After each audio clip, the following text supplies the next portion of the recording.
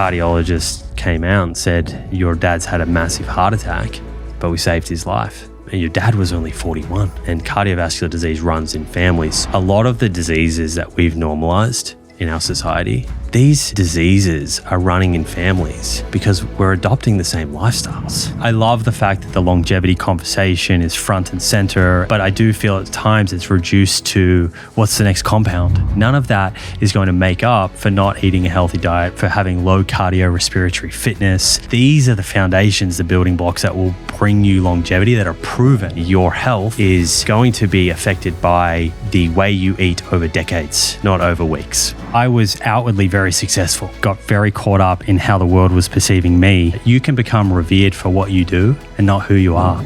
I love the idea of optimizing all these health markers, but what am I doing it for? For the longevity discussion to be meaningful, it has to be about giving us more time to live a happy life.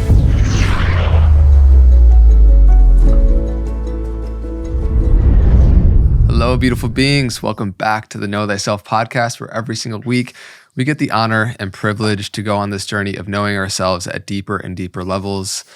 Now, if you listen to the show, you realize that this is a place to come to get introduced to the people and ideas that can help you become the full expression of who you are in life. And on the journey of self-realization, you realize it's totally a mind, body, spirit journey, and that if one of the needs of those three are not met, it will hold back the fullness of the potential of the other three. And so today we're going to be diving into the body and nutrition, which I know can be a very divisive topic online. It is an area and field where it can feel very dogmatic and religious and divisive, and both sides proselytizing their beliefs onto the other. And I believe that fundamentally, when it comes to what we put in our body, because of the implications it has on our health and the world around us at large, that we need to be as objective as possible when it comes to these topics. It seems like every single day there's a new diet, a new fad: carnivore, vegan, keto, high carb, slow carb. And so the conversation today is going to be positioned to best give you the objective understanding how a whole foods, plant-centric to exclusive diet could be something that might be worthwhile for you to explore. And my guest today is somebody who is very apt at being able to guide us on that journey. He is the host of The Proof podcast and author of The Proof is in the Plants. And he has his master's in nutrition science, and he uses that to delineate through the science and the research to give, like I spoke to, best objective readings through the science to what we should eat and why we should eat it. So Simon Hill, thank you for coming on the show, bro. Andre, here we are. Thank you. It's a pleasure to be here. Yeah, man, it's been an honor, and being able to see, and I really, like I spoke to, really love the way in which you engage with this topic, which, like I spoke to, can be very confusing at minimum. And so I'm really looking forward to hopefully providing some clear comprehension in such a noisy field. To just start off, why do you feel like there is so much confusion and variance and advice when it comes to the nutritional field? I think there's a bunch of different reasons, but one of the major reasons that I see online is putting too much stock into our own personal anecdote, and our personal experience with something is important. And I don't want to invalidate that, but there are a number of biases that are at play and we may be unaware of when we're considering our anecdote and wanting to communicate that as the solution for everyone. And, often some of the things that kind of come to mind when I think about anecdotes is, we might make a bunch of changes to our diet, but then we attribute it to one thing. So we can kind of oversimplify that. It's not controlled, so we have no idea of sort of comparing it to something else, right, which is what clinical studies allow us to do. So, for example, if I do something to my diet and I feel better, for every Simon that does that, how many Andres or Riches or other people are there that would have done the same thing and had a different outcome? Right. So we can get blindsided by our anecdote. And we can become very passionate about our personal experience. We all eat, right? Which is why we all have something to say about it, which is a little different to other areas of science where there's a little bit less confusion and divisiveness. So that's one kind of central area. The other is that you can almost go out and find a study to support any claim you want. And the reason, for that is that there are certain principles within nutrition science that you need to understand to make sense of the findings. When we're looking at a food or a nutrient, whether that is healthy or neutral or unhealthy depends on a number of things. What are you comparing it against? What dose are we talking about here? For who? Whose genes? And if you're looking at studies and you're not considering these principles, then you can come to some, potentially inaccurate sort of conclusions. And those are some of the things that we might dive into. But, much of that comes back to being trained in nutrition science and understanding these principles so that when you're delving into the research, you can actually make sense of things. And then understanding that there are different types of science and they're not all equal. Not all science is created equal. Different sort of study designs, whether we're talking about looking at cells in a petri dish, like a sort of in vitro, or we're looking at animal studies, or observational studies of humans or clinical trials. These are all important, but they're not equally as valid or reliable as each other. And so some of those, more what we would call as bench science, which is looking under the microscope, or even animal studies, these are hypothesis generating type of experiments. And what that means is that they're interesting from a mechanistic point of view, but they're very reductionist. And so we can use those to come up with new questions and new hypotheses that we then want to go and test in humans. And when you're testing in humans, then you have to think about what are the different types of sort of ways of investigating a nutrition-related question, and that could be a very long-term observational type study that allows you to look over decades and allow sufficient time for people to have health issues like a heart attack or develop cancer and develop some associations.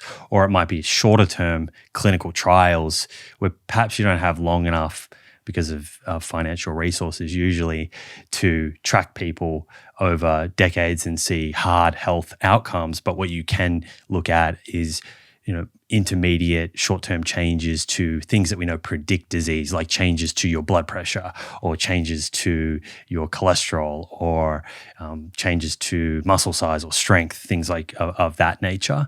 So I think not fully appreciating that not all science is equal and understanding where these different pieces of the puzzle fit in. And ultimately, when I'm looking at the evidence, I'm considering that what we would call evidence hierarchy.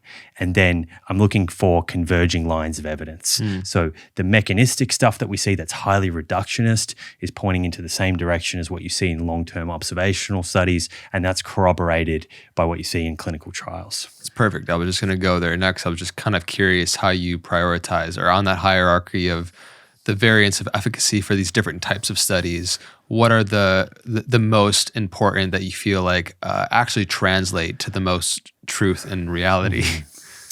When it comes to nutrition, it's going to be long-term observational studies, and these are not all equal either. You can have a sort of poorer quality observational study versus a high quality, and we could go into the weeds for hours on what differentiates those. But one really important high level thing is if you're going out and looking at a food related nutrition question in a population and you track them for 30 years, I want to see that they didn't just look at their diet at the start. I want to know that every 3 or 4 years they kept tracking their diet throughout, because let's face it, people don't eat exactly the same over time. Diets change. So you need to have those multiple sort of time points where you're surveying people. And then even that food frequency questionnaire a lot of people will say food frequency questionnaires are rubbish. How can we rely on them? But they're unaware that these are actually validated instruments, or they should be. And what that means is I can create a food frequency questionnaire, and I can get Andre to complete it for me. And at the same time, I'll get him to do a weighed food record where you're actually weighing all of your food. And I want to see that food frequency questionnaire correlated really well to the weighed food records. And then we know that if we go out and use that food frequency questionnaire, because we can't get 60,000, 100,000 people to weigh all their food, we know that it's giving us a good idea as to their dietary pattern. So observational studies, they allow us, as I said earlier, to look sort of long-term at these hard health outcomes, which is really important. Clinical trial most of the time don't allow us to do that. But sitting above observational studies in terms of reliability and validity is these controlled trials, because there's less variables at play. Hopefully, the only difference between the two groups, if randomized well, is the dietary exposure. So, for example, if you were looking at saturated fat versus polyunsaturated fats, then you would have one group who is exposed to a higher amount of saturated fats. The other group has a higher exposure to polyunsaturated fats, lower exposure to saturated fats, but everything else is the same. And you can look at these intermediate sort of changes in biomarkers that we know are associated with disease risk. And then sitting above those two is meta-analyses, and particularly meta-analyses of randomized controlled trials. So what we want to really see is repeatable, replicated results from different research groups around the world. And one of the kind of nice tools that we have is if there are a number of experiments that have essentially looked at the same thing or very similar thing, we can pull those results together. And so we might have 8 different studies that have looked at that example I just showed you. And I'm thinking of a meta-analysis here that compares saturated fat to polyunsaturated fats. Let's put them together and then see what is the sort of overall net result outcome here. And that gives us a little bit more confidence in the results, that this isn't just a sort of one-off. We're seeing this sort of more broadly when we pool data and have more subjects involved. Wonderful. Articulated so well. And like I spoke to in the beginning, I think that there's a lot of divisiveness when it comes to deciding whether you want to eat animals or meat, or what you eat on it, what you put on your plate, because it also represents what you pay for is like you're voting with your dollar, And so I think that there are, for sure, ethical, moral, spiritual, environmental implications that are really important when considering what you eat as well. But I want to almost pin that for a little bit in the duration of this conversation, because ultimately it's not compassionate if you want to eat one way, but it's not fully what your body needs. And so it should be all encompassing. What should be good for us should also be good for the planet. And so I want to objectively be able to delineate how a plant-centric diet is actually most beneficial for most people. And so I would love for you, in your own words, to articulate, after looking at the variance in all these different studies, how do you explain what is going to be most beneficial for most people? Right. Yeah, and I'm glad that you raised that. And that's exactly how I wrote my book. I think, and I cop a bit of criticism potentially for that from the vegan community. But my background and entire upbringing was around the objective nature of science. And I learned that from my dad, who's been a professor now in physiology for 35 plus years and has published, hundreds and hundreds of papers in leading journals. So I think it's really important that we can have separate conversations here. Let's talk about the science, and then there's room for a broader conversation, if someone wants to kind of go there. When I think about the food that we eat and how that impacts our long-term health. So when I say long-term health, I really think about health span or longevity. Those two words almost sort of speaking to the same thing. A little bit different to lifespan. Health span and longevity to me is about the number of years that you live in good health, right?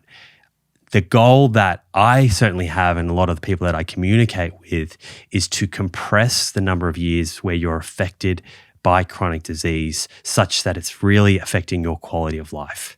Yeah, it's not just like I've heard you say years to your life, but life to your years. Yes. Love so that. and I can't that cannot be attributed to me because I'm sure I've heard that from someone else. But it's great. That's right. So we want to add life to your years. And when we really objectively look at the evidence, there's not an absolute answer here. And that maybe will make some of the listeners a little bit uncomfortable. And I understand it. We want an absolute answer. The very reason that when you walk into the bookshop, there's all of these contradictory books, and you can tell they're contradictory just by reading the title and maybe the subtitle, is because we know to sell and market something, the absolute sells better than the more nuanced sort of answer. So bear with me if I sound a little bit nuanced, but science is about reducing uncertainty. We go through the scientific method to reduce uncertainty so we get closer to a truth, but it's never absolute. But it allows us through that process to hopefully navigate our lives better. And in this case, choose our foods more wisely and have better health for longer. When you look at all of those different types of studies that we went through before, rather than there being one single diet where I can sit here and say, Andre, eat exactly this. Right. Rather than that. Which there's no way you can honestly say that because there's just so much variety in what it means to be human in our microbiomes and all of it, right? Yeah. And maybe at some point we can talk about genetics because I think, a lot of what everyone is speaking about on podcasts and in books is the average. Let's face it. When we look at these studies, what do we see with the outcomes? We see the average or typical. You're not average. I'm not average. The listeners aren't average. We all fall somewhere else on the bell curve. Yeah. You might fall in the middle point, but it's not going to be everyone. So what we see, rather than a single diet being the one sort of prescription that we can give everyone, is a theme. And that theme is a diet that's low in saturated fats. It's rich in unsaturated fats, particularly polyunsaturated fats, which I know is controversial online, but it's not controversial in the scientific literature. It's rich in fiber. It has a bias for plant protein, but it can contain animal protein, certainly. And it's low in ultra-processed foods. That theme can be achieved a number of different ways. There are a lot of different variations of that theme, which I personally think is an amazing thing because it gives you choice, right? And people struggle with diets mostly from an adherence point of view. They're hard to follow. Right. So if I'm going to give someone any sort of advice, it's to find that variation that you enjoy the most, leaves you feeling great, and you can sustain, because ultimately your health, your risk of getting metabolic conditions like type 2 diabetes or non-alcoholic fatty liver disease, Alzheimer's dementia, or cardiovascular diseases, having a heart attack or stroke, is going to be affected by the way you eat over decades, not over weeks. Yeah.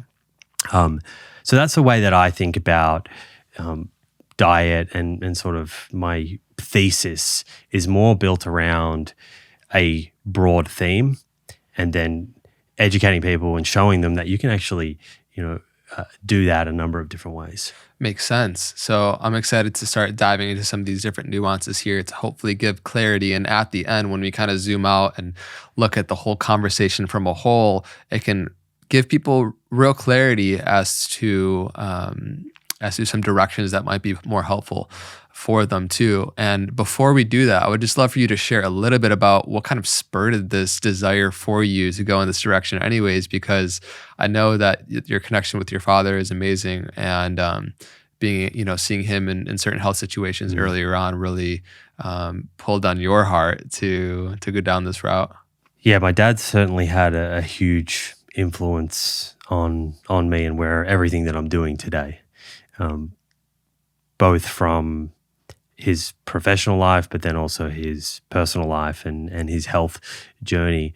When I was 15 years old, I had this experience that I will never, ever forget. I had been spending this amazing Sunday afternoon with my dad. We would often just drive. He had an MGB. Do you know those cars?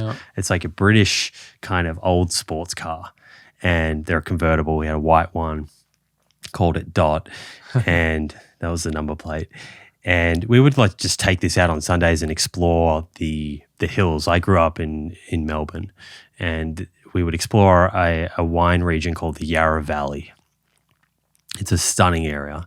And we would just cruise through and choose different vineyards and go and speak to the winemakers. And, it wasn't so much about the alcohol. I was only 15, but I'm sure I was trying a bit. And on this one Sunday, we were heading back home, and my dad started to develop some chest pain in the car, and enough for me to notice. And so I kind of checked in on him, and he said he had some tightness in his chest and his shoulder, and that he thought it would be okay. We went home and started cooking dinner, and it was just he and I on this night. My mum and brother were elsewhere, and we had dinner, and I thought nothing more of it. He seemed okay. So I went to bed, and a few hours later I woke up to some noise, and in the back of my mind I thought I should go and check on Dad, knowing how he was feeling in the car. And I went out, and immediately I knew he could no longer deny what was happening. He had been sort of making his way to the phone. He actually had already called 000, which is like the 911 in Australia, and he was on his knees and he was out of breath. And they asked him if someone else was there to communicate what was happening, and that was me. So I quickly kind of communicated what was happening and the fact that he had this chest pain and shoulder pain, and it was now arm pain, and he was really out of breath.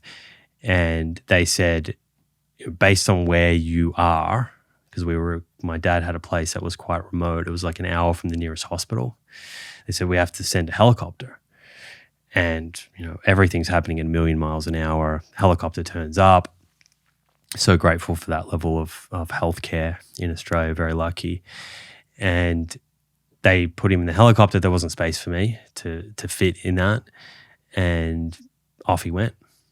And so I followed in the ambulance and called my mother, and she met me and brought my brother to the hospital, and we waited.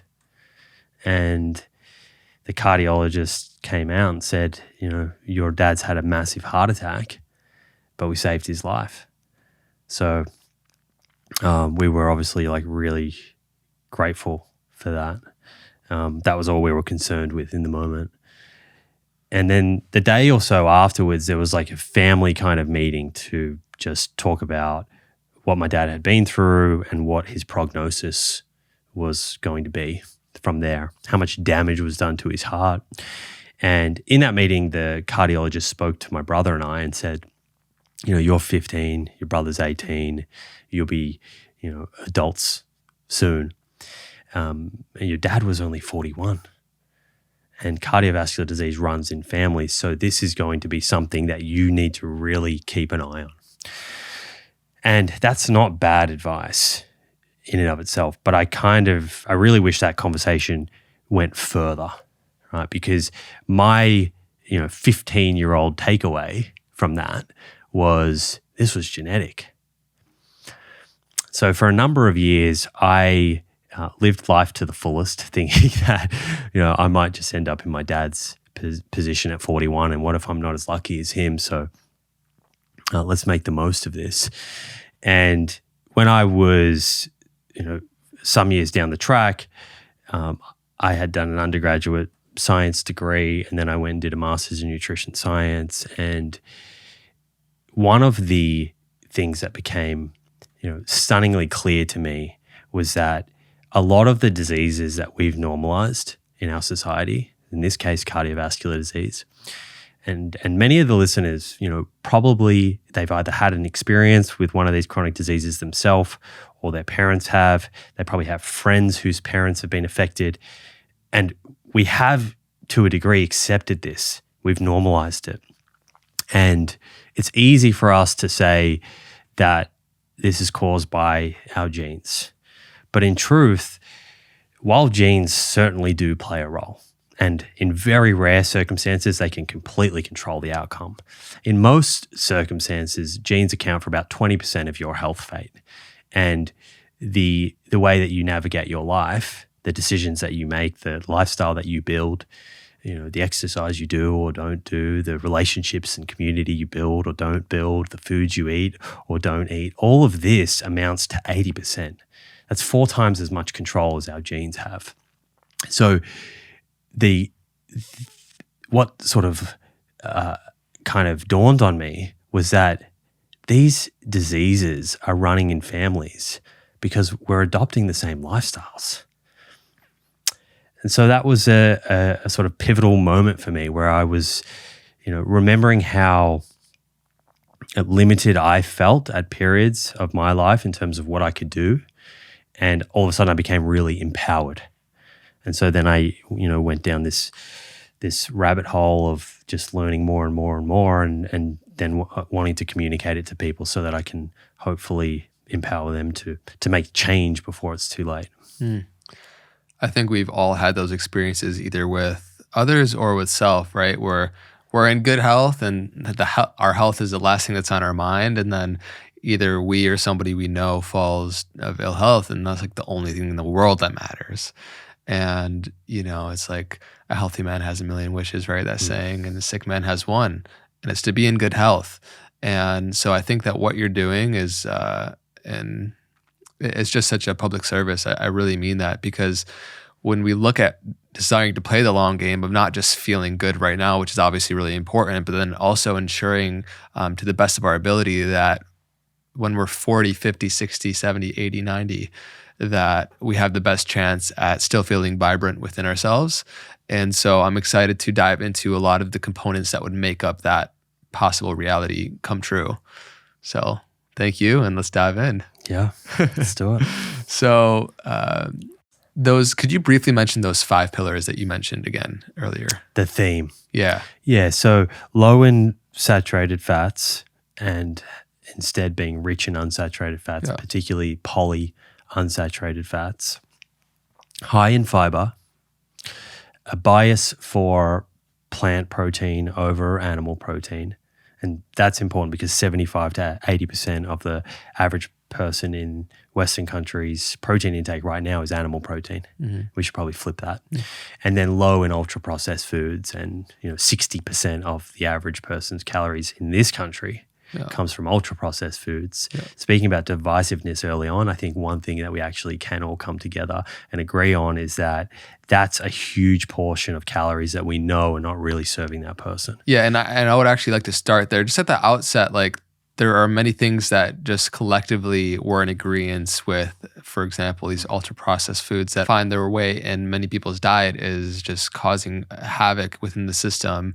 And the quality of our food, no matter what you eat, is going to be an important pillar, right? And so like there's certain things that I think we can kind of lay the foundation of that are really important. What would you say a few of those would be before we dive into protein, which is where I would want to start after that? Certainly trying to reduce ultra-processed foods in the diet is kind of the lowest hanging fruit. Yeah. And if you think about, a lot of people blame the dietary guidelines and say the dietary guidelines in 1980 are responsible for poor health today.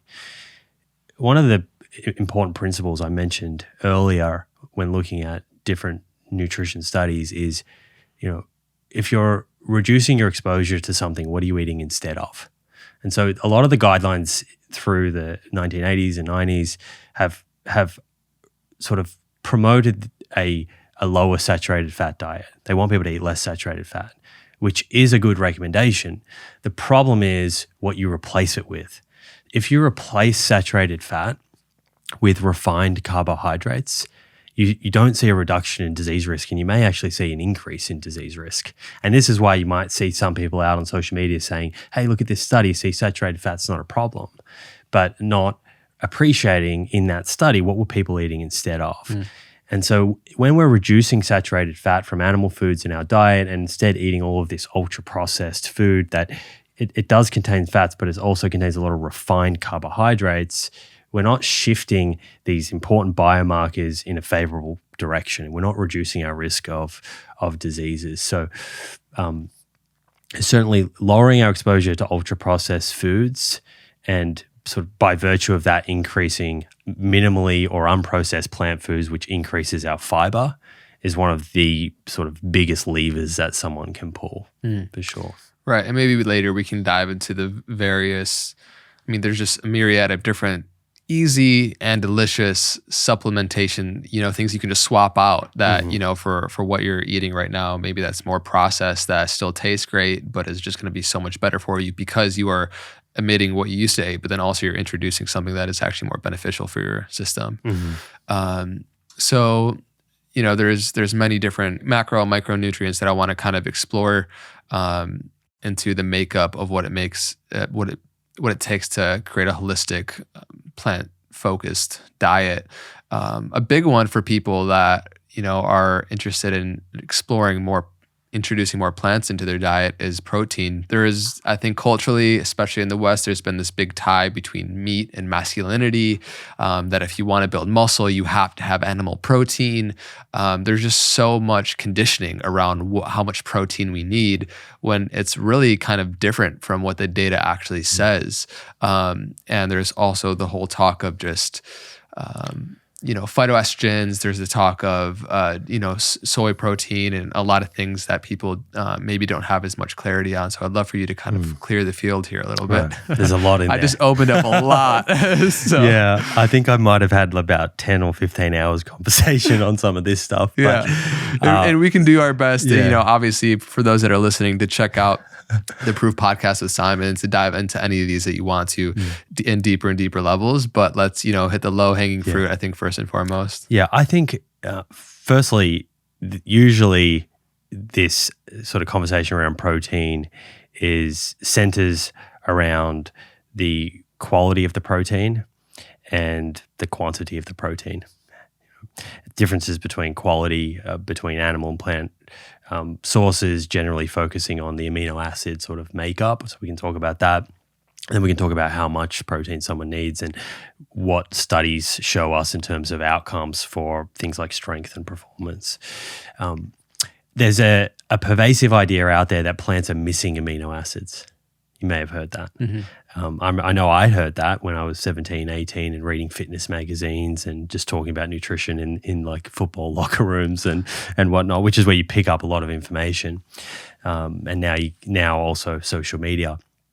But firstly, I just want to make it really clear to everyone that all plants contain all 9 essential amino acids. All plants contain all 9 essential amino acids. An essential amino acid, what is that? It's a building block of protein that our body cannot make. So we have non-essential amino acids and essential amino acids. The non-essential amino acids our body can make.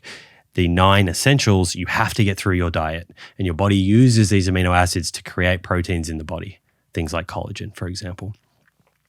So all plants contain all 9 essential amino acids. What is true is that in certain plants, there is what's called a limiting amino acid. So if we take grains, for example, rice, if Andre was to get all of his calories, let's say you eat 2,500 calories in a day, all of your calories just from rice, then you would fall short on your lysine requirements, which is one of those essential amino acids. But if you were to add in just modest amount of dietary diversity in there, some fruits and vegetables and legumes into that, no problems at all. You will now get all of the lysine that you need, and anyone can simply see this for themselves by using an app like Chronometer, which is a free app. You can plug in your food over the course of the day, and it gives you a breakdown of the 9 essential amino acids.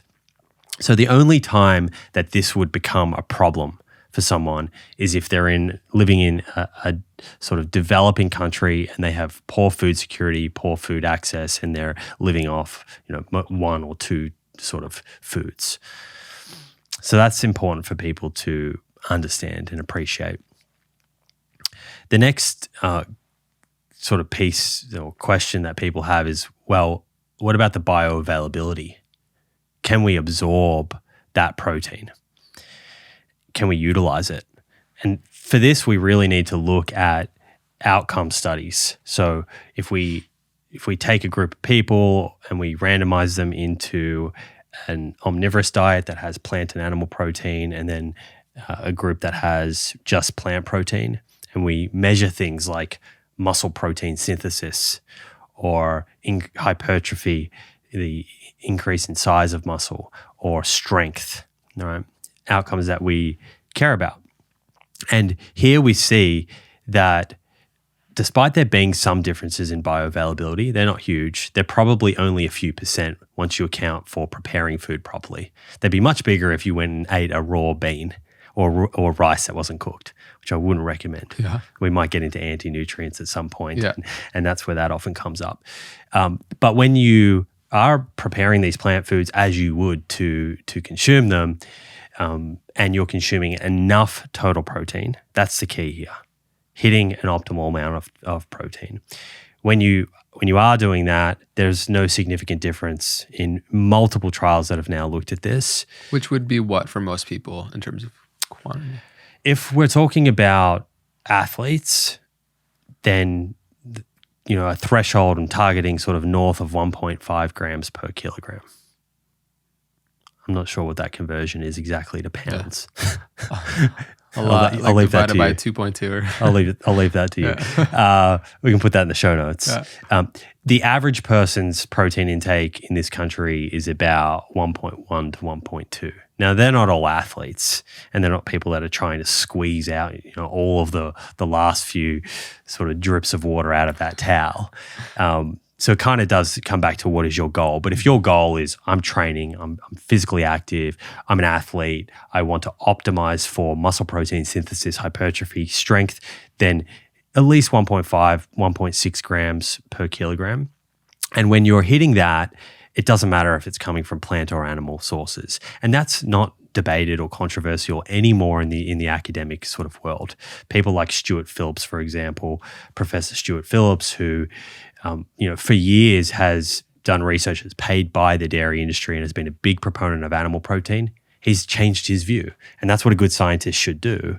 And that's because there has been, in more recent years, over the last sort of 5 or 6 years, a bunch of these trials coming out showing that actually when the protein amount is at an optimal level, there's no significant difference. To kind of extend that conversation a little bit further, we also just need to remember, often we sort of hyper-focus on protein, but we need to really appreciate that if you're going to build muscle and strength, the number one most important thing is resistance training.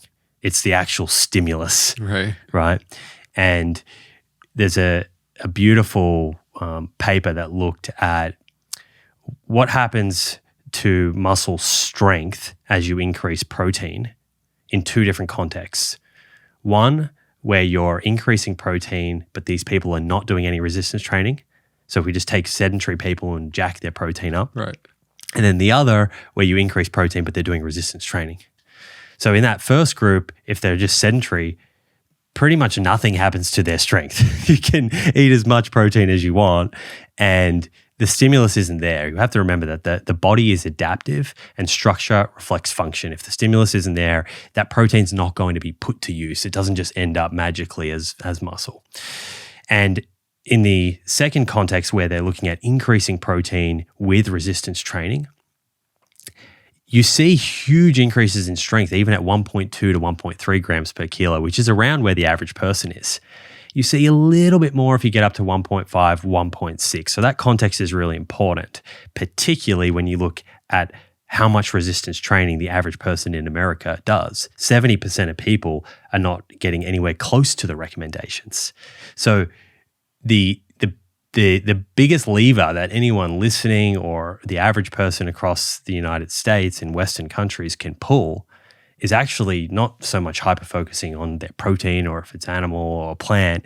It's doing the resistance training. Yeah, makes sense. Everyone wants to get in shape. No one wants to lift no heavy-ass weights. Okay, so yeah, that's important. I love that you spoke to the bioavailability because I think it's really key.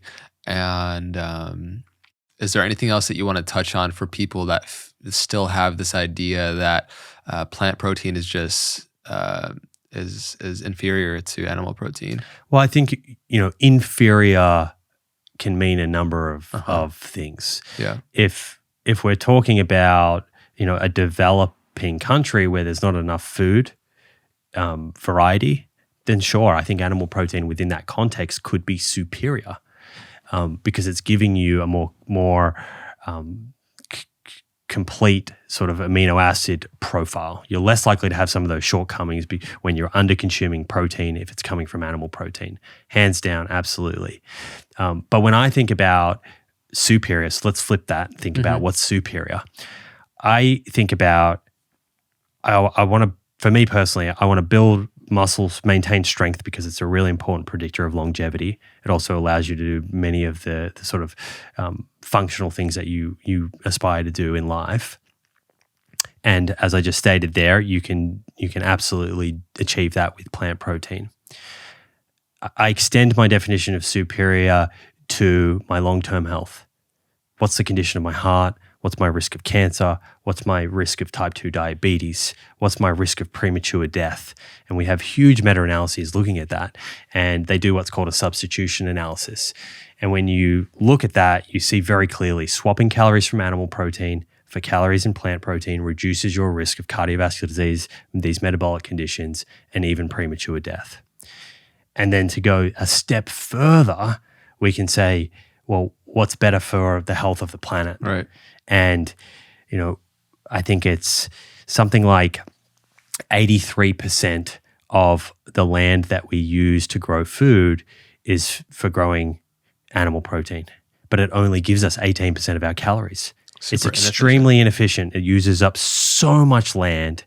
And, that the cost of that is deforestation, less carbon that we can sequester, more water being used, loss of biodiversity. These are all externalities, external costs of that industry. So for me, my definition of superior sort of encompasses all of that. And that's, when I think of a quality protein, those are the things that I'm thinking about. Now, if you were to compare, for example, a typical source of protein on a plant-based diet like beans or tempeh versus an animal protein like red meat, it's also important to consider what else is in the package that is going to deliver you that protein, right? So it's like, yes, you can get protein both ways. They both be beneficial in like building muscle or just meeting your overall needs. But what are the things that, and I also want to kind of separate it here. What are the things within meat that you might not want in that package, right? Because most people are familiar with the industrialized factory farming meat, which is just not going to be good for anybody that's filled with all these antibiotics, GMOs, and, it's just, there's a lot of things that you don't want in that. But if you were to take regeneratively raised, like beef, something that doesn't have as many of those deleterious things, what would you, when you compare the two, what are some things that are still going to be detrimental to your system over the long term as well, right? Mm. I primarily think about the differences in the effect of animal protein and plant protein sources on your blood lipids. And what does that do to your risk of cardiovascular disease? And you raise an interesting sort of point there about regenerative versus conventional. And this almost takes us into this territory of like ancestral eating.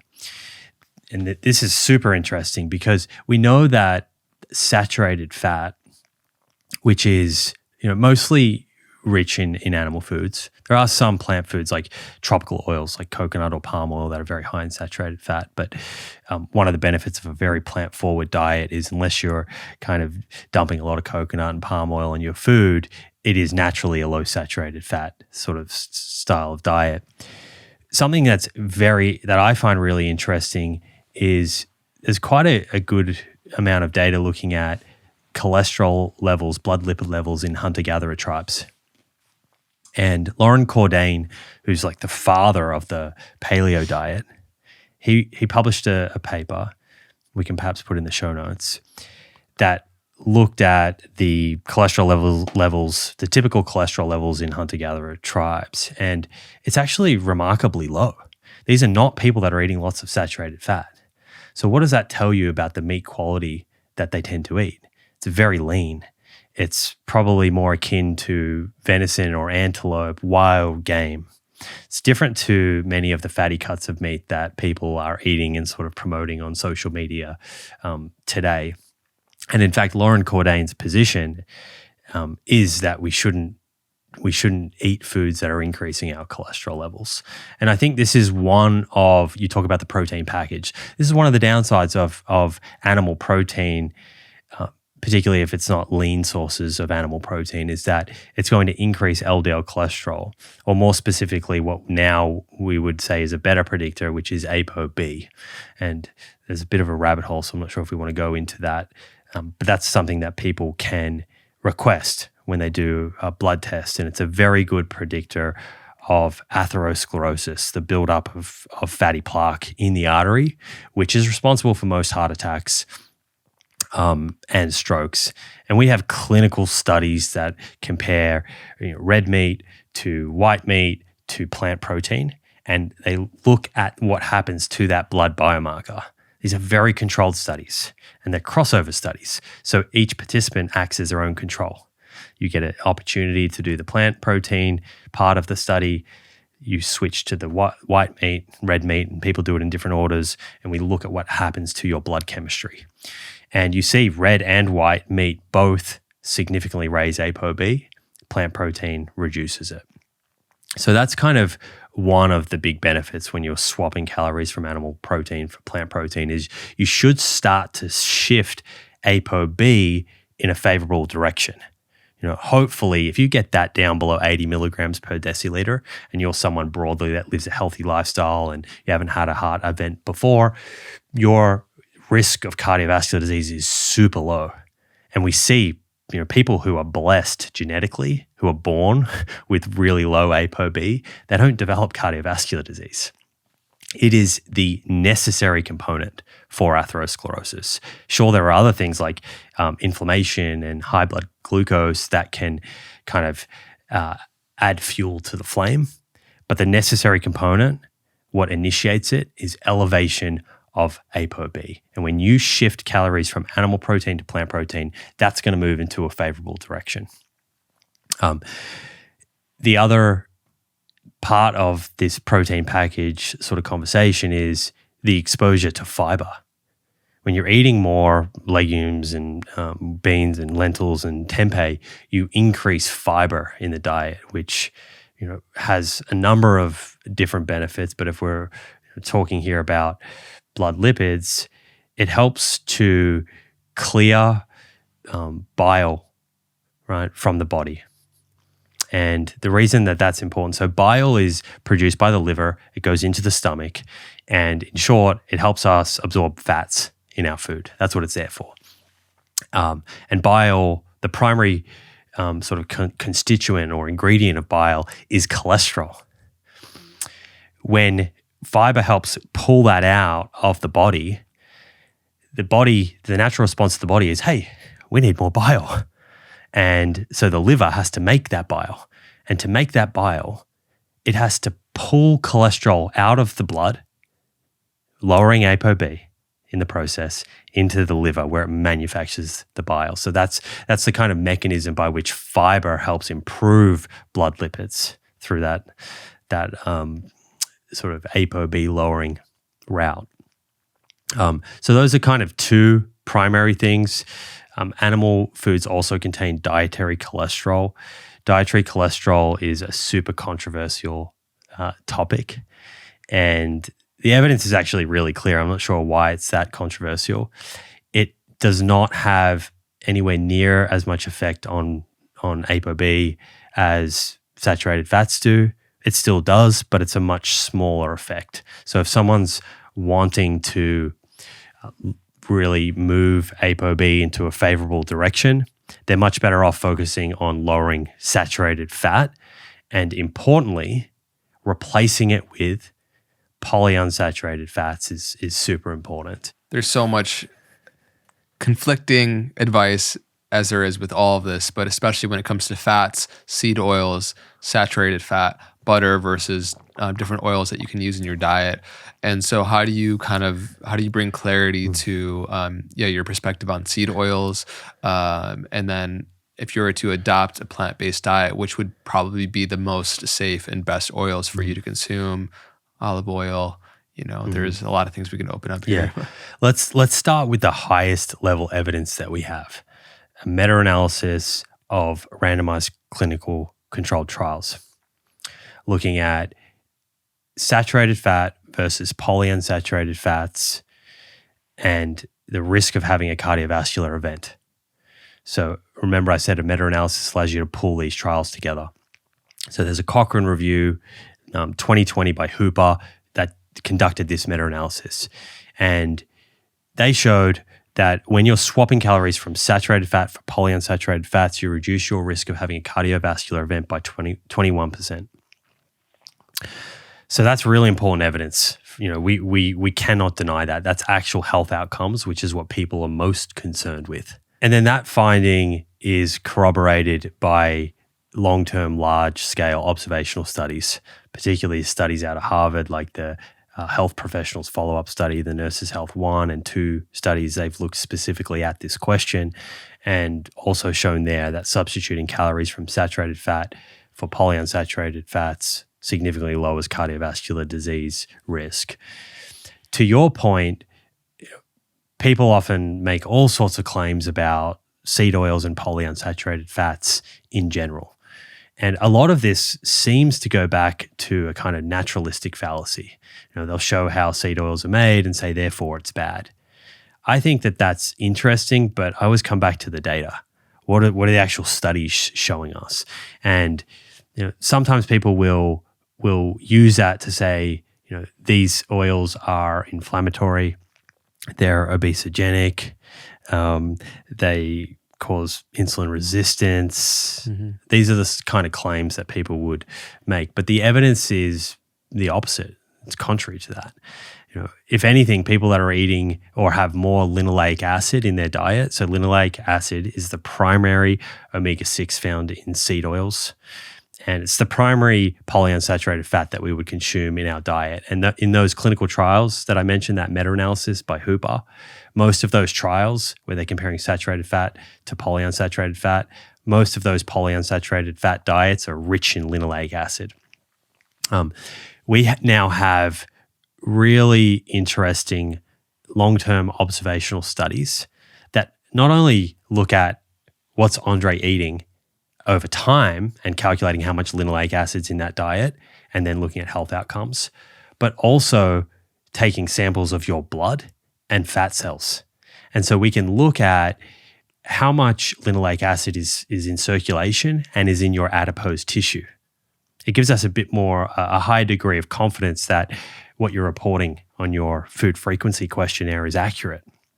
It's hard for someone to affect their blood chemistry, right? It gives us a pretty good window into what they're actually doing. Mm-hmm.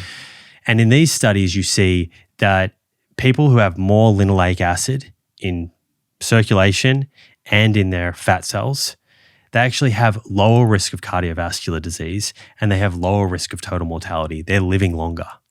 So I think that's hard evidence for us to kind of deny. So I'm certainly not in the camp of creating fear around seed oils. I don't think that we need to do that. I've seen some people go as far as saying, they're the reason for the obesity kind of epidemic, which I find staggering.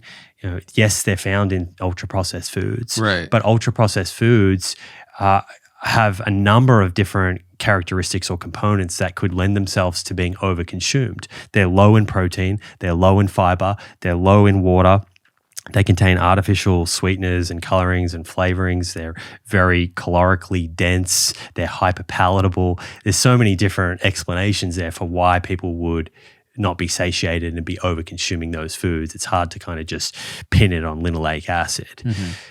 So I think the best evidence we have suggests that linoleic acid is actually healthy. It's an essential fat. Our body can't make it and needs it, which is important to remind people. But then, I'm not paid by big seed oil. I'm also not here to tell people to go and drink seed oils because they are very calorically dense, and most people are trying to lose or maintain their weight, and oils in general are not really great for that. In terms of what I would recommend people cook with, personally, I use olive oil. I like the fact that it's rich in polyphenols. So, I think you can use some of that. I would use it sparingly and, just be conscious that it's calorically very dense. Yeah, I've tried my best to resist anything that has canola oil, like the plague almost. Maybe I'm more on that naturalistic side of viewing things as well. But like for you feel like avocado, coconut, and olive oil are going to be safer oils. And then also just like, what do you feel like the best sources for somebody who's on a plant-centric diet, the best sources for fat would be as well? Coconut oil, my preference, would be avocado or olive oil out of those out of those three, that you mentioned. Coconut oil, this one's really interesting.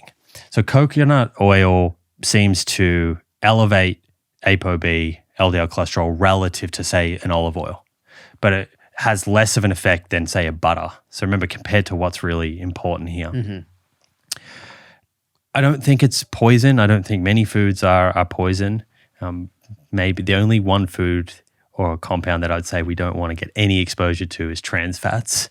Outside of that, I think the dose makes the poison. I would throw this back on you or the listener and say that the primary mechanism by which saturated fats is negatively affecting our risk of cardiovascular disease is elevation of ApoB. There are some genetic differences between all of us that will dictate how much saturated fat we can have in our diet. So if you have coconut oil in your diet or any other saturated fat-rich foods and you want to know, are they having a negative effect? Are they placing you at risk? Go measure your ApoB. And if it's north of 80 milligrams per deciliter, maybe you want to titrate and play around with it to see how your physiology responds. So, coconut oil is it's 90% of it is saturated fat. For most people, it will raise ApoB, but go and measure. You don't know if you need to change something unless you go and measure it. Yeah. And then go from there. And that's probably the best bit of advice I can give. I feel like it's also, this is a rabbit hole we don't have to go down, but I'm also just curious to see how much of our belief about what things are and aren't good for us actually impact their what they do to our system, Yeah. So if you demonize something and then you eat it or find out it's in something you ate and then you start feeling sick, it's like, what's placebo, what's not? There's so much conflicting variables. Okay, cool. I know we briefly touched on fiber a little bit, but I just feel like I want to complete that because it's such an important part of when somebody is going from more a carnivorous to omnivorous diet to more of a plant-centric diet, how important fiber really is, and how you're not getting that in the protein package we spoke to earlier, but that you will be getting as you start to include more plants in your diet, and why that's really important. You already spoke to a little bit of it, but is there anything else you want to touch on there? Generally speaking, we see a dose-dependent relationship with fiber and all of these chronic diseases I've been mentioning and lifespan. The more fiber people are consuming, the lower the risk of those diseases, the longer they're living. And it doesn't seem to kind of tap out at 30, 35 grams a day, which is what the recommendations are. The average person's getting 15. So we're leaving a lot on the table already. It seems like the benefits continue above 30 to 35 grams a day. There's just not enough people in these studies that are consuming that amount to really get a good feel for what that is. There's a myriad of mechanisms by which fiber can lower risk. It can decrease transit time in the large intestine of food. So food passes through quicker in the large intestine, which means potentially carcinogenic compounds are less able to inflict damage on the large intestine, which is thought to be one of the primary mechanisms by which fiber lowers the risk of colon cancer. Fiber also slows down the absorption of nutrients into the blood, which helps us manage our blood glucose levels. I mentioned earlier that elevations in blood glucose can sort of exacerbate that process of atherosclerosis. The slowing down of absorption of nutrients is also coupled with the release of certain hormones like GLP-1. I'm not sure if you've been sort of watching this big conversation right now about Ozempic, which is a GLP-1 agonist. It's a new drug that helps suppress appetite. GLP-1 is a hormone that our body can actually make that sort of reduces our hunger, and fiber is a really good stimulus for that. Fiber also is incredibly important for feeding, nourishing the microbiome. And the microbiome is, of course, a very hot topic right now. Largely when we speak about the microbiome, we're talking about the 38 trillion bacteria that live in your colon. And essentially when we're eating, we are eating for two. We're eating for ourselves and we're eating for all of those guys. Yeah. And if we are eating a fiber deplete diet, we're starving them. And that's really important because prebiotics, which includes certain types of fiber, we would call those prebiotic fiber, but also includes resistant starch and polyphenols. All these compounds are found in plants. Right? We can think of prebiotics as an umbrella term. Underneath that, prebiotic fiber, resistant starch, polyphenols. Almost all of those pass through undigested in the small intestine, pass through to the colon, and they serve as food for those 38 trillion microbes. And the reason that's important is that when they consume those compounds, they produce what are called secondary metabolites, some of the most important ones being short-chain fatty acids. And these compounds help keep or maintain the integrity of the gut lining. They keep the tight junctions nice and close, or preventing this increase in intestinal permeability. Some people may have heard that described online as leaky gut. And what that does is it helps prevent certain compounds that shouldn't be getting from the gut into the bloodstream from getting through. And it's when those compounds do pass through that you can provoke an inflammatory response. So fiber, through feeding the microbiome, can help lower inflammation in the body, which is a hallmark feature of many of these different disease states where we're talking about. Interestingly, there was a study out of Stanford, 2021, clinical trial by Professor Christopher Gardner and Justin Sonnenberg, and they were wanting to look at how does fiber affect inflammatory markers compared to fermented foods. And I think this is really interesting because it kind of speaks to why some people may be listening to this may be thinking, well, I tried to increase plant foods and I didn't feel great. And so they ran a 10-week study. You were randomized to a high fiber diet or a fermented foods diet. And in the fiber group, they went from about 20 grams of fiber a day to 40, which is a lot. It's a big jump. And in the fermented foods group, they had about 6 serves of fermented foods a day, which is a fair bit, but a sort of half a cup of yogurt was 1 serve. And they were looking at the diversity of the microbiome, which we know is an indicator of a healthy gut, and also inflammatory markers in the blood. What they saw was across the board fermented foods lowered inflammation. That's a really big tick for fermented foods, and hopefully a takeaway for people listening is to try and incorporate kraut, kimchi, yogurt if you consume dairy foods, or kefir, kombucha, these types of foods into your diet will help increase the diversity within the microbiome and lower inflammation. What they saw on the fiber side was really interesting. They didn't see this across the board reduction in inflammation.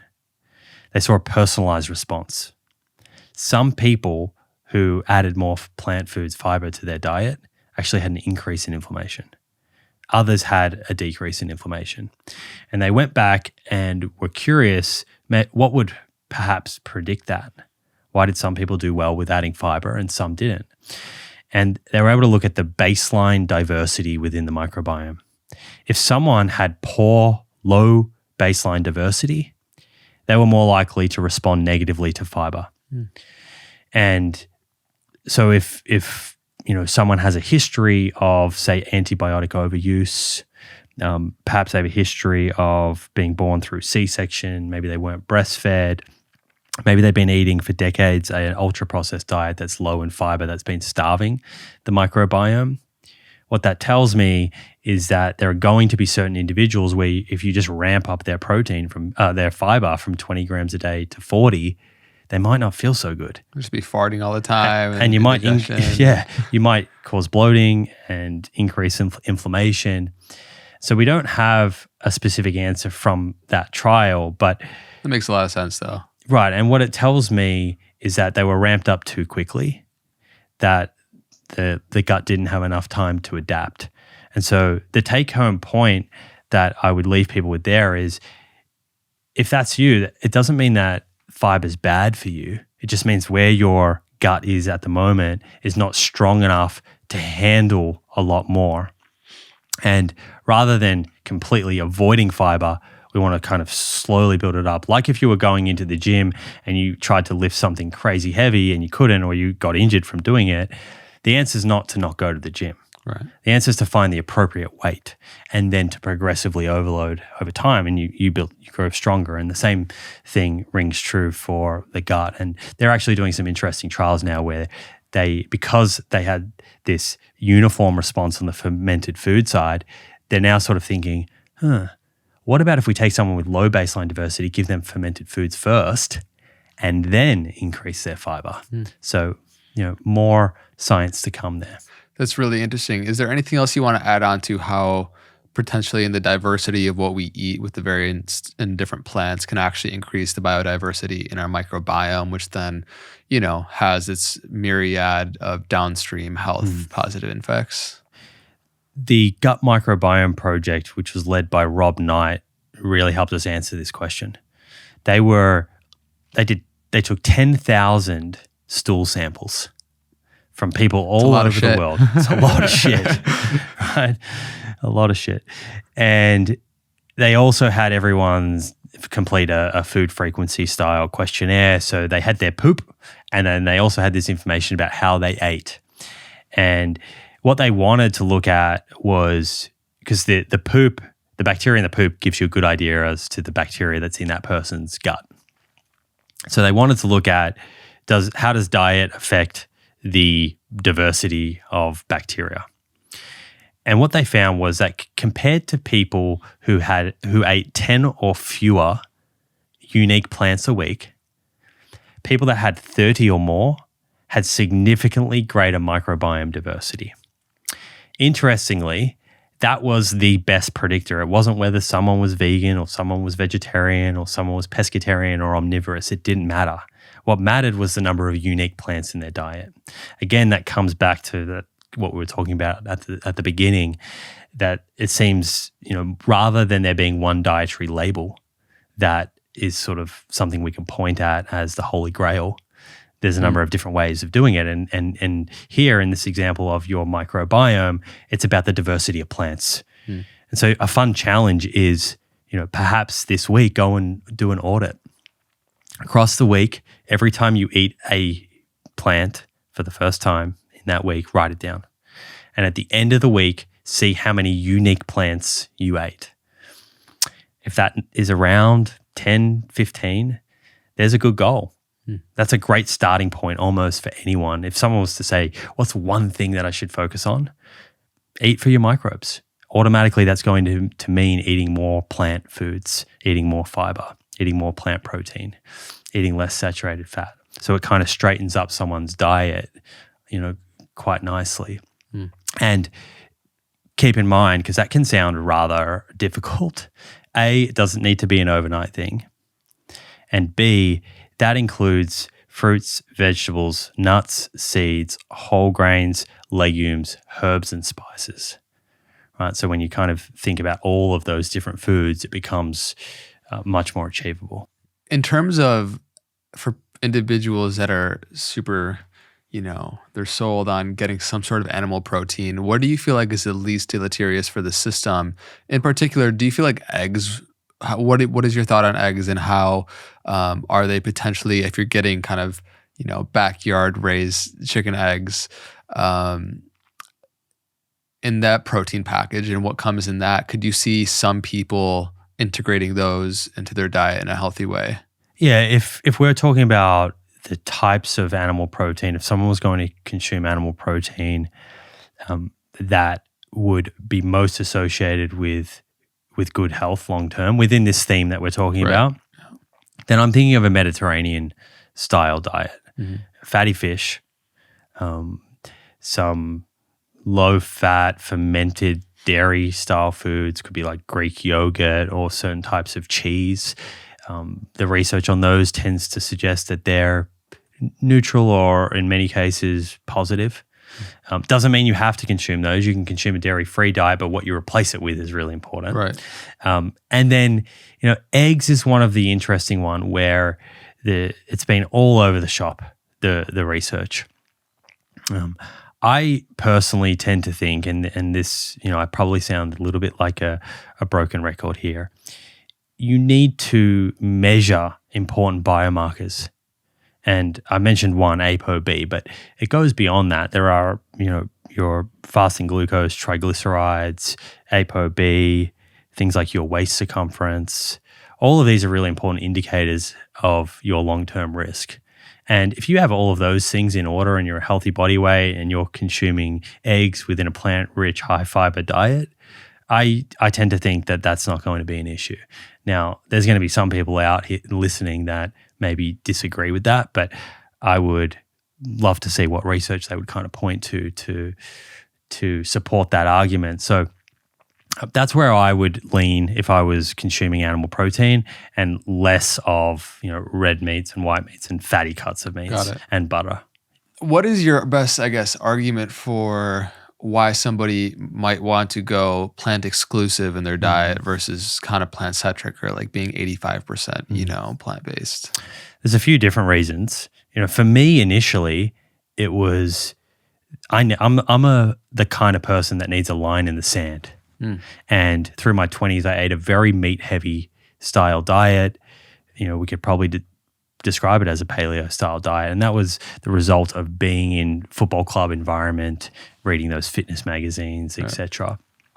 And, I knew that if I created space for some of those foods in my diet, that it would just creep back in and I would end up back eating how I was. So a line in the sand kind of worked quite nicely.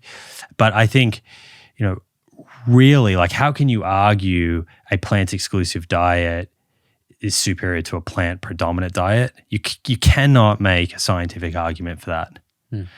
Really, the strongest argument lies in planetary health and animal welfare. Yeah, which is important, and it might aggravate some people that you say you can't do that in the science, but it's important, like we spoke to in the beginning, to be just truthfully honest and objective about what the science says in terms of what the impact is on your body, and then you can include those other factors if you want after. Yeah, so each person can reflect on planetary health, can reflect on animal welfare, and then my kind of message is, if those things are important to you and you're in a privileged position where you can make changes to your diet based upon those, because not everyone can. Back to our earlier point, if someone's in a developing country, this is a different conversation to someone who's sitting in a Western country who has the ability to make different choices. But if though you are in that position and those things are important to you, then I think a good goal is to eat a diet that is as plant exclusive as possible for you, right? So based on your circumstances, based on what leaves you feeling good, how plant exclusive can you get? And only the individual will know that. And so it can be easy for us to go out and just judge everyone else. But, I actually like just leaving that with the individual to go away and sort of think about. Another thing that a lot of people, when, especially, from those hardcore vegans that try to proselytize people into switching their diet overnight and say, look at all these fake meats that are around. I want to touch on this because it's one of those things where if you switch, animal protein in your diet and for, an alternative like a Beyond Meat or Impossible Burger, I'm just curious to hear your perspective, because a lot of people won't experience a boost in their energy levels by switching to something that, in many ways is also not great for the planet in the way that that they're made. And I'm making a blanket statement here. There's some obviously good ones, but is there anything you want to speak to fake meats and some of the more popular ones? Yeah, I'm not sure anyone would argue and suggest that those plant-based meat alternatives are better than tempeh or tofu or beans. Right. So the again, compared to what's important here, I think if someone's interested in planetary health and in animal welfare, I still think they're a step in the right direction.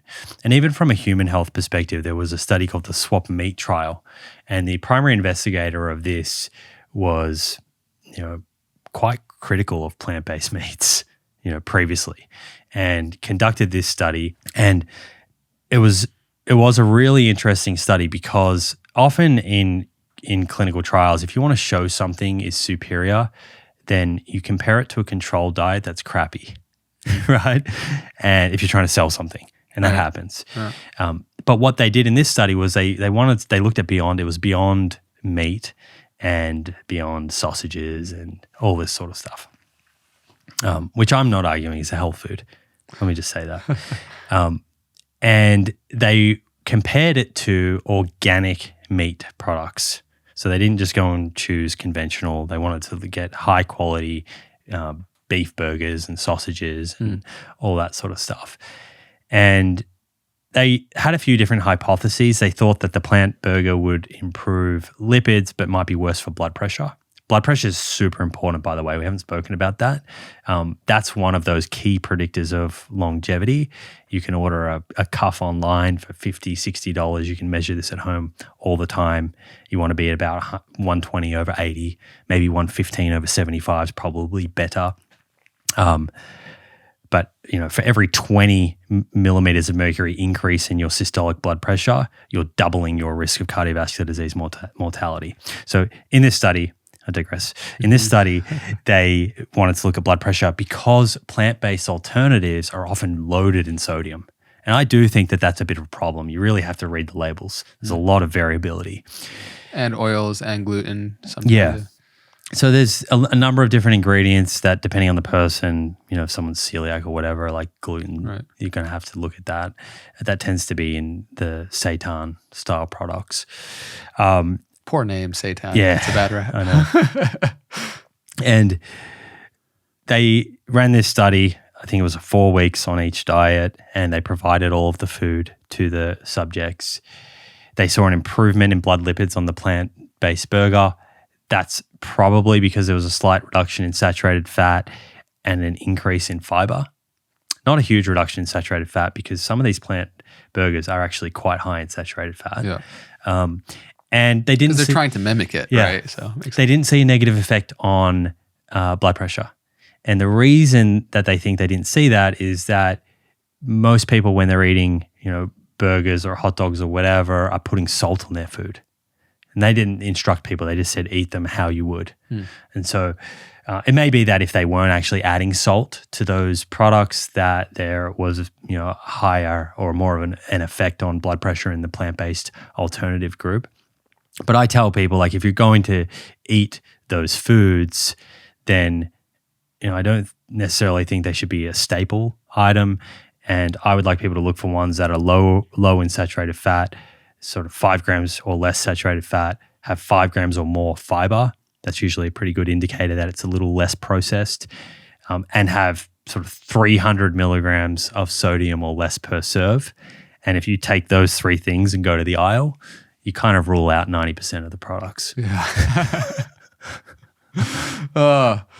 Okay, great. So I think we covered a lot of ground here. I want to go into some like kind of common rebuttals or kind of arguments people come back with. But is there anything else like blood pressure, for example, maybe that we missed that I think are important to touch on before we do so? Touch on a lot, with the fiber to the microbiome to the fats and protein. And one thing we didn't speak about with the fat component is, so dietary fat is really important, the type of dietary fat when it comes to our metabolic health.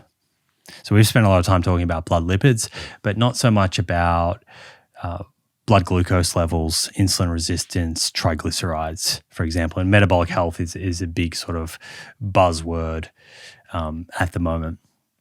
And Roy Taylor has done some excellent work, researcher out of the UK, looking at what drives type 2 diabetes, which is a metabolic condition. And firstly, it's abundantly clear that type 2 diabetes is completely preventable. It's often reversible in most circumstances, depending on how long someone's had it. But it's driven by energy toxicity.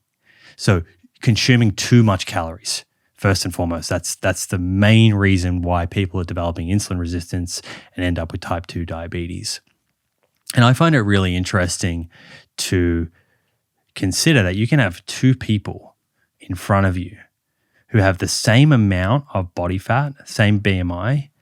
One of them develops type 2 diabetes, but the other doesn't. And he seems to have solved this. A lot of that comes down to distribution of fat. Where do you store your fat? And we can have, there's a strong genetic component that dictates that. People who can store more fat subcutaneously, so like under the skin, if they have greater capability of doing that, they're at much lower risk of developing type 2 diabetes. They can just expand that subcutaneous adipose tissue, and they're not getting the fat centrally in and around the organs, which is really damaging. Yeah. The flip side of that is someone who has less capability of storing fat subcutaneously. So they have what Roy Taylor would describe as a lower personal fat threshold. At a given body fat, they're spilling fat over into their organs, whereas the other person is not. They can keep storing it subcutaneously. And that fat that gets stored in the liver and in the pancreas, we would call that ectopic fat, it's very toxic. We really do not want to build up fat in the liver and in the pancreas. That's what drives insulin resistance. And the downstream effect of that is these elevations in blood sugar.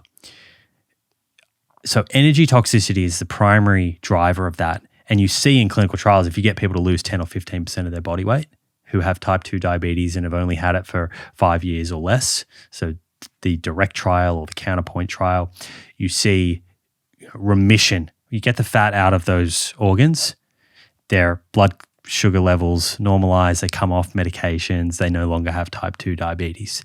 Now, if they regain the body weight, it'll come back. But you can get them into sort of remission. Underneath total energy, the type of fat that we eat actually directly affects the fat in our liver. And I think this is lost on people. And this sort of ties back to the saturated fat versus polyunsaturated fat discussion. We have quite a few clinical trials now showing that saturated fat, even when you're not consuming it in a hypercaloric diet, excess calories, will relative to polyunsaturated fats, will increase the fat in your liver. So when you make these swaps and you're eating less butter and you eat more olive oil, or you eat less fatty cuts of red meat and you eat more fatty fish or tofu or tempeh, you are reducing the fat that within these organs, and you actually become more insulin sensitive. You become better at managing your blood glucose. So I think that's, we didn't talk about that earlier, but that's one piece that I would kind of add to that. It's important. I'm glad you brought that up. I found that very fascinating. I'm learning a lot in this whole conversation as well. Is there anything within supplementation that you want to, obviously the fundamentals are going to be the most important for overall health, right? But it's such a booming industry, and there's a lot of snake oil salesmen within it. But what is your take on supplementation, even if we are eating what most people would see as a holistic, whole foods, plant-based diet that are getting a variance in their polyphenols, they're getting the proper fiber, they're getting a lot of these different things, yet also a lot of the food that we're growing in the soil is just nutritionally deficient compared to what it used to be. Is there anything else in terms of supplementation that you want people to look at? And of course, this is under the umbrella, like you need to test to be able to know, right? And we can touch on that towards the end as well. Maybe we want to bring it up now too, but yeah, you beat me to it. Okay. I think you start with testing. I mean, besides the obvious ones that you clearly have a gap in your diet. Like if you're not eating any animal foods, then you need to supplement B12. But I think outside of that, it's testing, understanding what your nutrient status is, and then devising a plan, whether that's through consuming more foods. Like for example, if it was iodine, a urine iodine test, and you were low on that, then you have different options. You can opt for iodized salt. You can opt for dulse flakes or nori flakes, the types of seaweed, or you could supplement iodine. So an individual approach is going to be largely required there to fill gaps. And that's where supplementation, I think, is most important, is if you are filling a nutrient gap, right? That's where I would start. And I think if someone is not consuming fatty fish, for example, I believe that they should, based on the evidence that we have and a kind of precautionary principle, because I don't see a downside of this other than cost, I think that people should supplement with a DHA, EPA, algae oil or fish oil, whatever they want to choose. Yeah. Sort of 800 milligrams or a gram a day at least of that. And they can go out and measure their omega-3 index if they want. And, hopefully that's at 6% or north of that. Outside of that, creatine, a lot of evidence for creatine, not just for bodybuilders. I think people see it as a bodybuilding kind of compound. It's very helpful in increasing strength. And that's for everyone across the board, no matter what diet you're consuming. Even if you're consuming a carnivore diet, you're probably still not getting an optimal amount of creatine. So there's probably still some benefit from supplementing with sort of 3 or 5 grams of creatine monohydrate a day. There's lots of different types of creatine out there. I think creatine monohydrate has the most evidence for it. I know I saw out there in your kitchen you supplement with creatine, so you're on that program. Protein powder you could maybe consider as a supplement. That probably falls under this, and again, that's just going to come back to someone's overall dietary pattern, and do they need a sort of convenient bolus of protein to get to that optimal amount. And then outside of that, I'm not someone that kind of polices supplements in the way that perhaps others do and say, you shouldn't really, there's no evidence for any of this. I think experimentation within sort of limits is as long as those compounds, we have some safety data to show that they're not toxic and harmful. I don't see any reason that people can't kind of play around and see how they feel. I think that's up to the individual's discretion. But that's kind of like the main ones that I would focus on. I love this analogy you gave on the phone of most people when they're so myopically focused on what they need to supplement, but they're not focused on the fundamentals of what they're doing that is going to make up the 99% of actually towards their health. Yeah, that's really big right now in the longevity kind of scene. Yeah. And I love the fact that the longevity sort of conversation is front and center and people are hyped up and excited. But I do feel at times it's reduced to what's the next compound?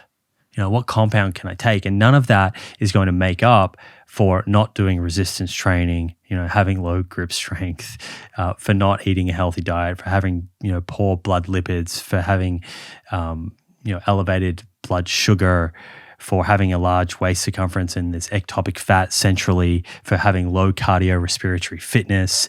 These are the foundations, the building blocks that will bring you longevity that are proven.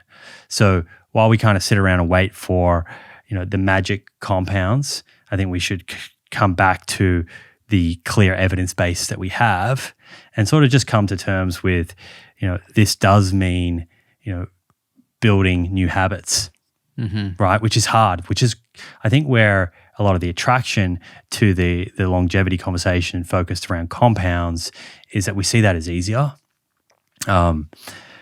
But I would just encourage people to lean into it. If it's, if it's difficult, it's probably a sign that it's going to be beneficial for you long term. I love that analogy you gave of stepping over dollar bills to pick up pennies. Right. That's what people are doing. We've got all of these dollar bills, things I just listed, and we're just stepping over them to pick up pennies. Yeah. Pennies are shiny. Yeah. All right, cool. So we dove into a lot of ground here. I mean, we can keep going for hours and hours. I still want to dive into a substantial amount of things with some rebuttals that people have, or things that people will bring up. Typically, a big one that we briefly mentioned earlier was these anti-nutrients that come up. I feel like there's been a lot of talk over the last few years, in particular, with the plants are trying to kill you. And there's these lectins and oxalates and things within beans and plants that are causes of leaky gut. What do you make of all of that noise? Yeah, this is something I've discussed with people like Dr. Anthony Chaffee and Paul Saladino. Yeah. And I have an open invite to both of them. I would love to see that debate. I would love to have a conversation with both of them on any platform, really. But I think there's generally a lot of fear-mongering. And I see a lot of what people like Paul and Anthony put out there. I see a lot of people just regurgitating that, who maybe aren't really looking at the evidence. I mean, broadly, let's just start very high level. If these plants are trying to kill us, they're not doing a great job. Because in the studies that we look at, when people are eating more of them, they do better. The other thing is it's hard to blame the average person's poor health. Let's say, in the United States, it's hard to blame the incidence of obesity and type 2 diabetes, these chronic conditions, on certain plant compounds when 95% of the population are not eating the recommended fruits and vegetables and these foods. Right. So I think it's difficult to blame something that's not in our diet for wreaking havoc. Is important for us to look at. One of the papers that gets cited, and Anthony Chaffee cites this a lot, is a paper by Bruce Ames. And it's an old paper. The paper was essentially, it was looking at what compounds, sort of defense chemicals, are found naturally in plants, and how toxic are they really? And they identified there are a lot of compounds in plants that plants use as defense chemicals to ward off pathogens and insects and bugs and these sorts of things, right? That causes those bugs not to come back. It's different to humans. They're not doing that to us. They're not killing us, so we don't go back, right? We can still go back. And the whole purpose of this paper, and they make it explicit in the paper, but this is always overlooked and not shared when cited, is all they were doing was comparing the relative toxicity of these natural compounds with synthetic pesticides, right? And the purpose of the paper was not to suggest that we should avoid fruits and vegetables. It was literally, he was putting it out there to say, maybe the synthetic pesticides are not that bad because even the natural pesticides that are in the fruits and vegetables are not toxic to humans. That was the position of that paper, and people can look that up. It's only 2 or 3 pages long, and you can read all of that in the summary. I actually want to interview him at some stage. And then more recently, Stephen Gundry has really brought a lot of attention to lectins, and particularly phytohemagglutinin, which is one type of lectin. And there's actually 500 lectins. I'm not sure people appreciate that. Lectins are proteins. The evidence that Gundry will cite is not human data looking at feeding lectin-containing foods to people that have been properly prepared and looking at inflammation or gut function.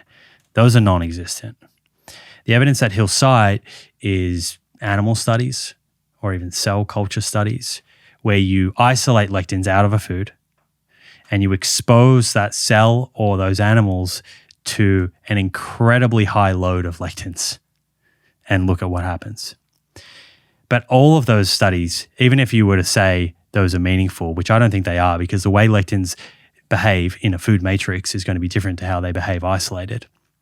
But even if you did, we would never, ever, ever get anywhere close to that level of exposure through food on a milligram per kilogram of body weight basis.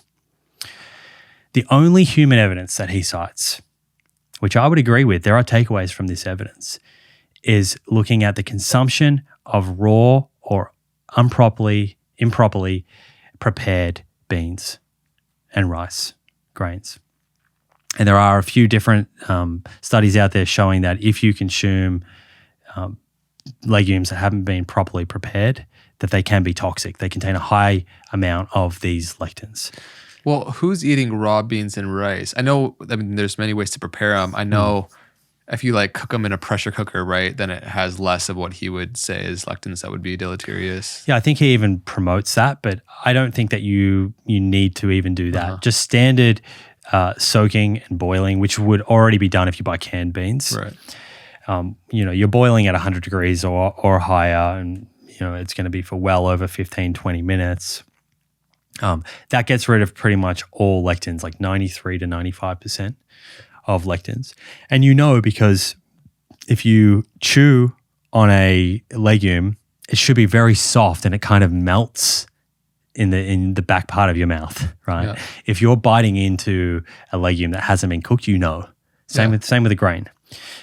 So these studies that he points to, these are where I think a couple of them are like cafeterias, and they undercooked the legumes and served them to people. And there was case studies where they had symptoms of abdominal gastrointestinal upset. So that's kind of the lectin story. And we actually have really good data looking at inflammation. People that are consuming a low amount of lectin-containing foods and a high amount, and people that contain more lectin-containing foods, more legumes, tend to have lower inflammation.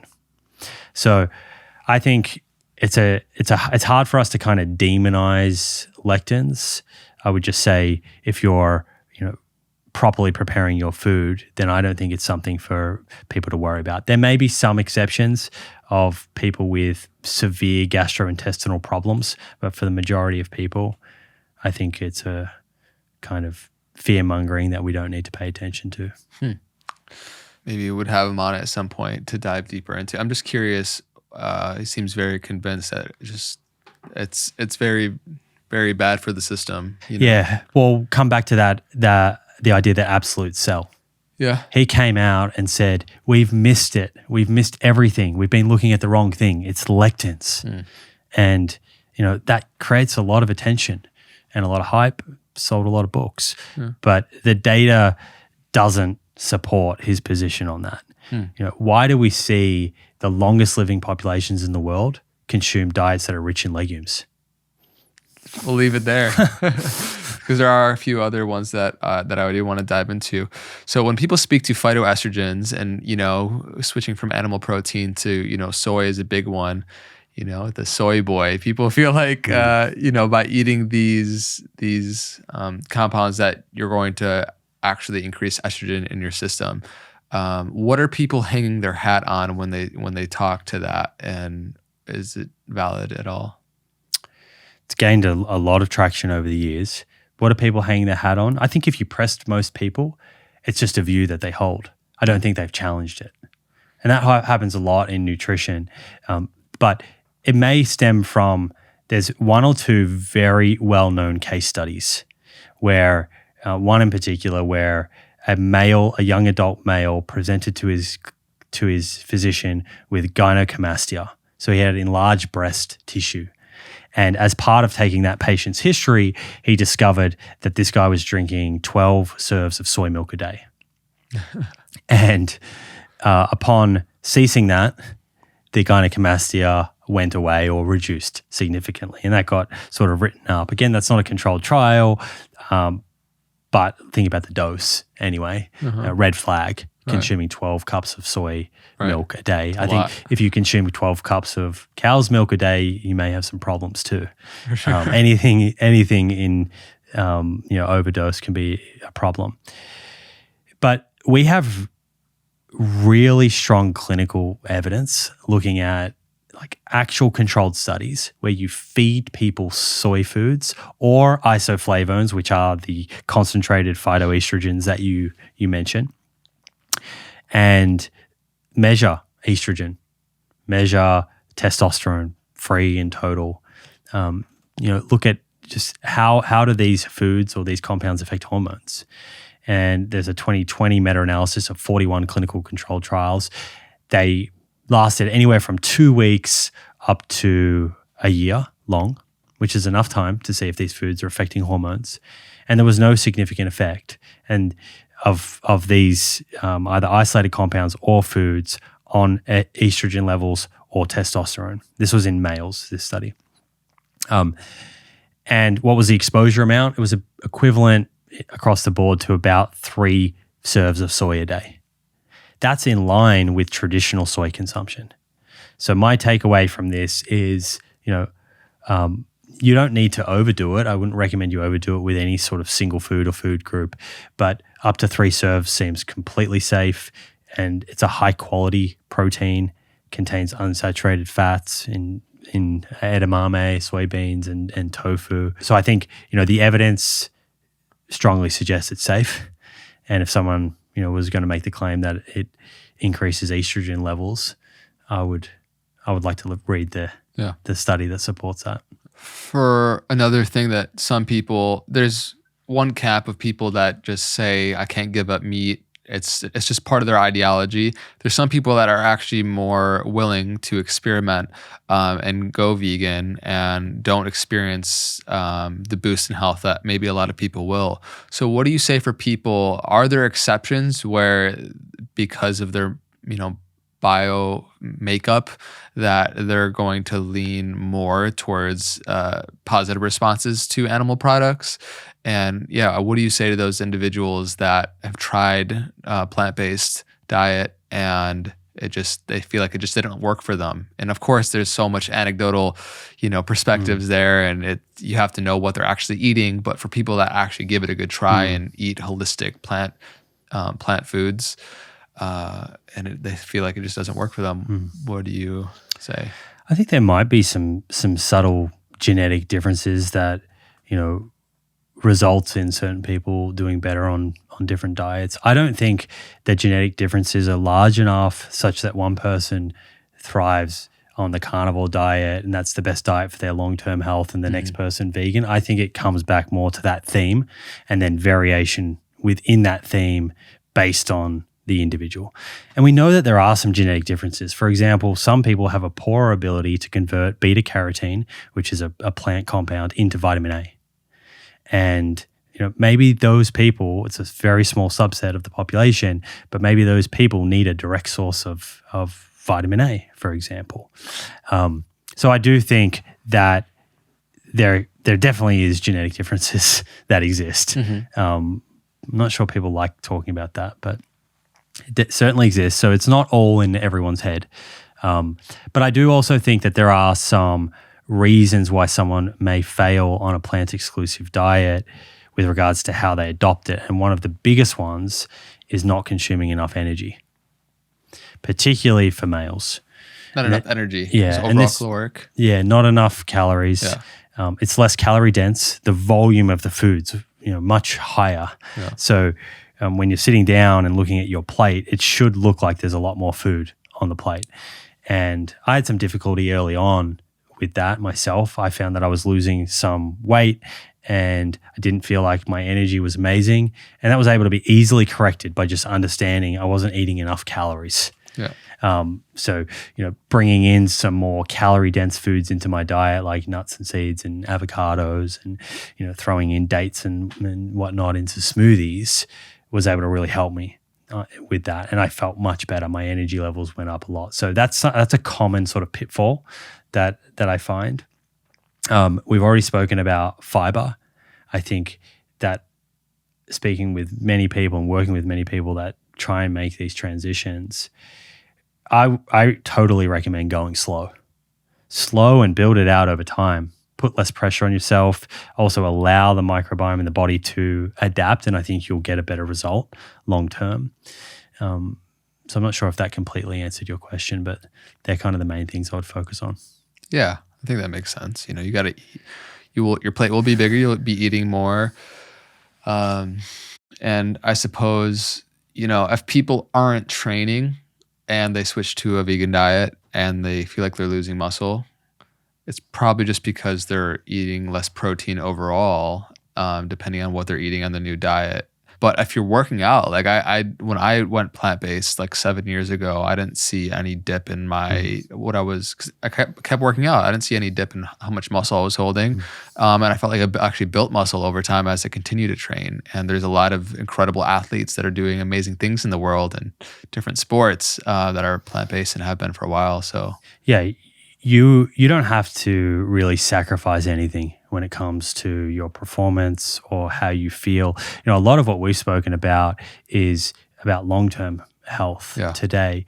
But I do want to make it clear that it's not about sacrificing today. You can feel amazing. You can still pursue your athletic endeavors. It requires some new learnings. How much calories do I need? What food groups do I want to make sure I'm including in my diet? How much fat and carbohydrates leave me feeling best? That's going to be something for people to play around with. I'm not a big subscriber to there is one macronutrient ratio that is best for everyone. It's similar. Like some people seem to feel better on a higher carb diet, some on a lower carb. I think the most important thing there is the quality of the macronutrients. So the fat that you're consuming, try and have more of it as unsaturated fat. Carbohydrates, it's more of the unrefined, less processed carbohydrates. That's what really matters at the end of the day, not a strict kind of macronutrient ratio being best for everyone. What supplements do you need to fill any potential gaps? And at the beginning, that's a bit of information to take in, but you've been doing this for 7 years now.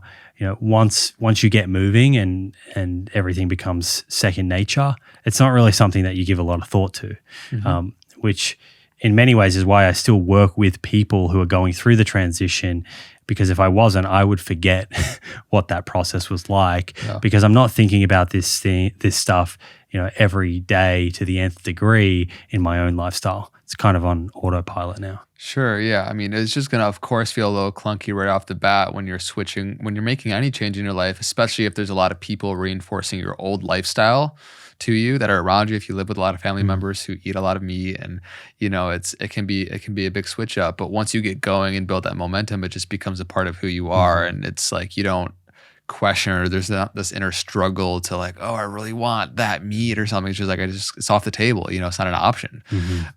So I think that's an important perspective as well. And what are some other potential blind spots that people might face when they start to go exploring this? Is there anything else that we haven't touched on that you might want to bring up? I often talk about nutrients of focus. We've spoken about a few of those. We spoke about B12. We spoke about DHA, EPA, omega-3s. I touched on iodine. Vitamin D is something that I would suggest everyone sort of considers. 80% of your vitamin D status is dictated by exposure to the sun, not diet. Diet can contribute a little bit. But depending on where someone lives, are we talking about a northern sort of latitude? What's their skin pigmentation? Because that will affect how much vitamin D that they'll make for a given amount of sun exposure. I would do a vitamin D sort of lab test, and it might be something. A lot of people are low in vitamin D, so you can supplement with vitamin D. If you want to get a vegan option, you can look for a vitamin D3 from plant lichen, which is now quite available. Otherwise, D3 usually comes from wool, or a vitamin D2, which is sourced from mushroom. So both of those are kind of options there. Calcium is something that people often ask about, and I do think this is important for us to discuss a little bit here. All diets have pros and cons, limitations, and I'm one for, I want to put recommendations out there, but I want to shine lights on the limitations. Yeah. I don't want to cover them up.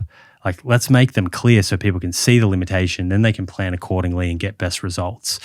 And one of the potential kind of blind spots or limitations of a plant-exclusive diet that doesn't have dairy foods in it, and this is particularly relevant for postmenopausal women, is insufficient calcium intake and an increase in risk of osteoporosis and bone fractures. And there are some studies showing that.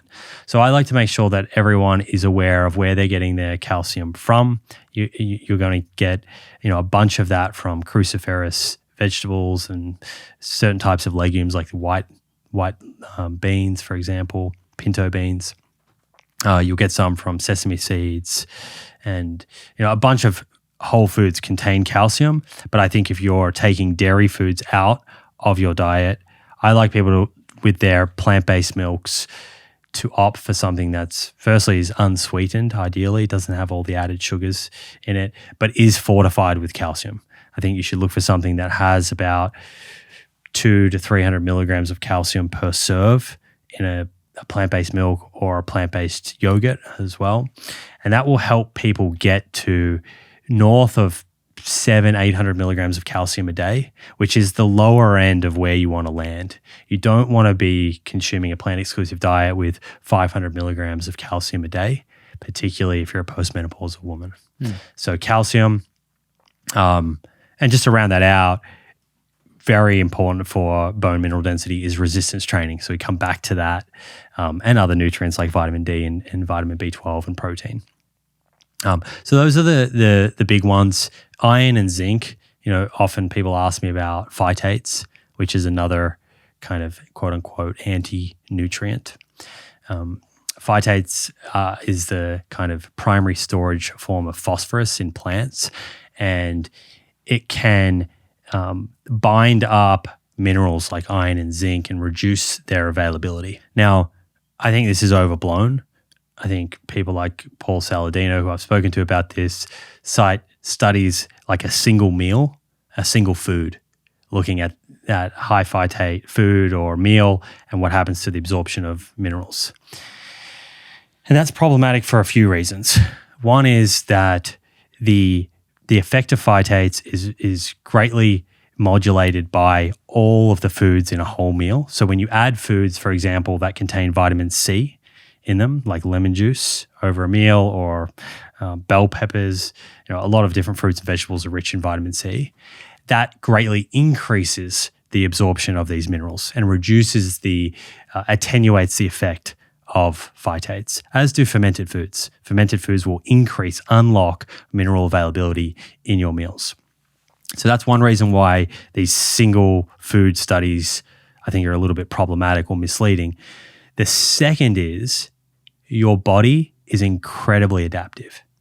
So what do I mean by that? Well, if I feed you for the first time a high phytate meal, maybe it will have quite a significant effect on your absorption of iron and zinc. But if I feed you that for 2 weeks straight, what happens?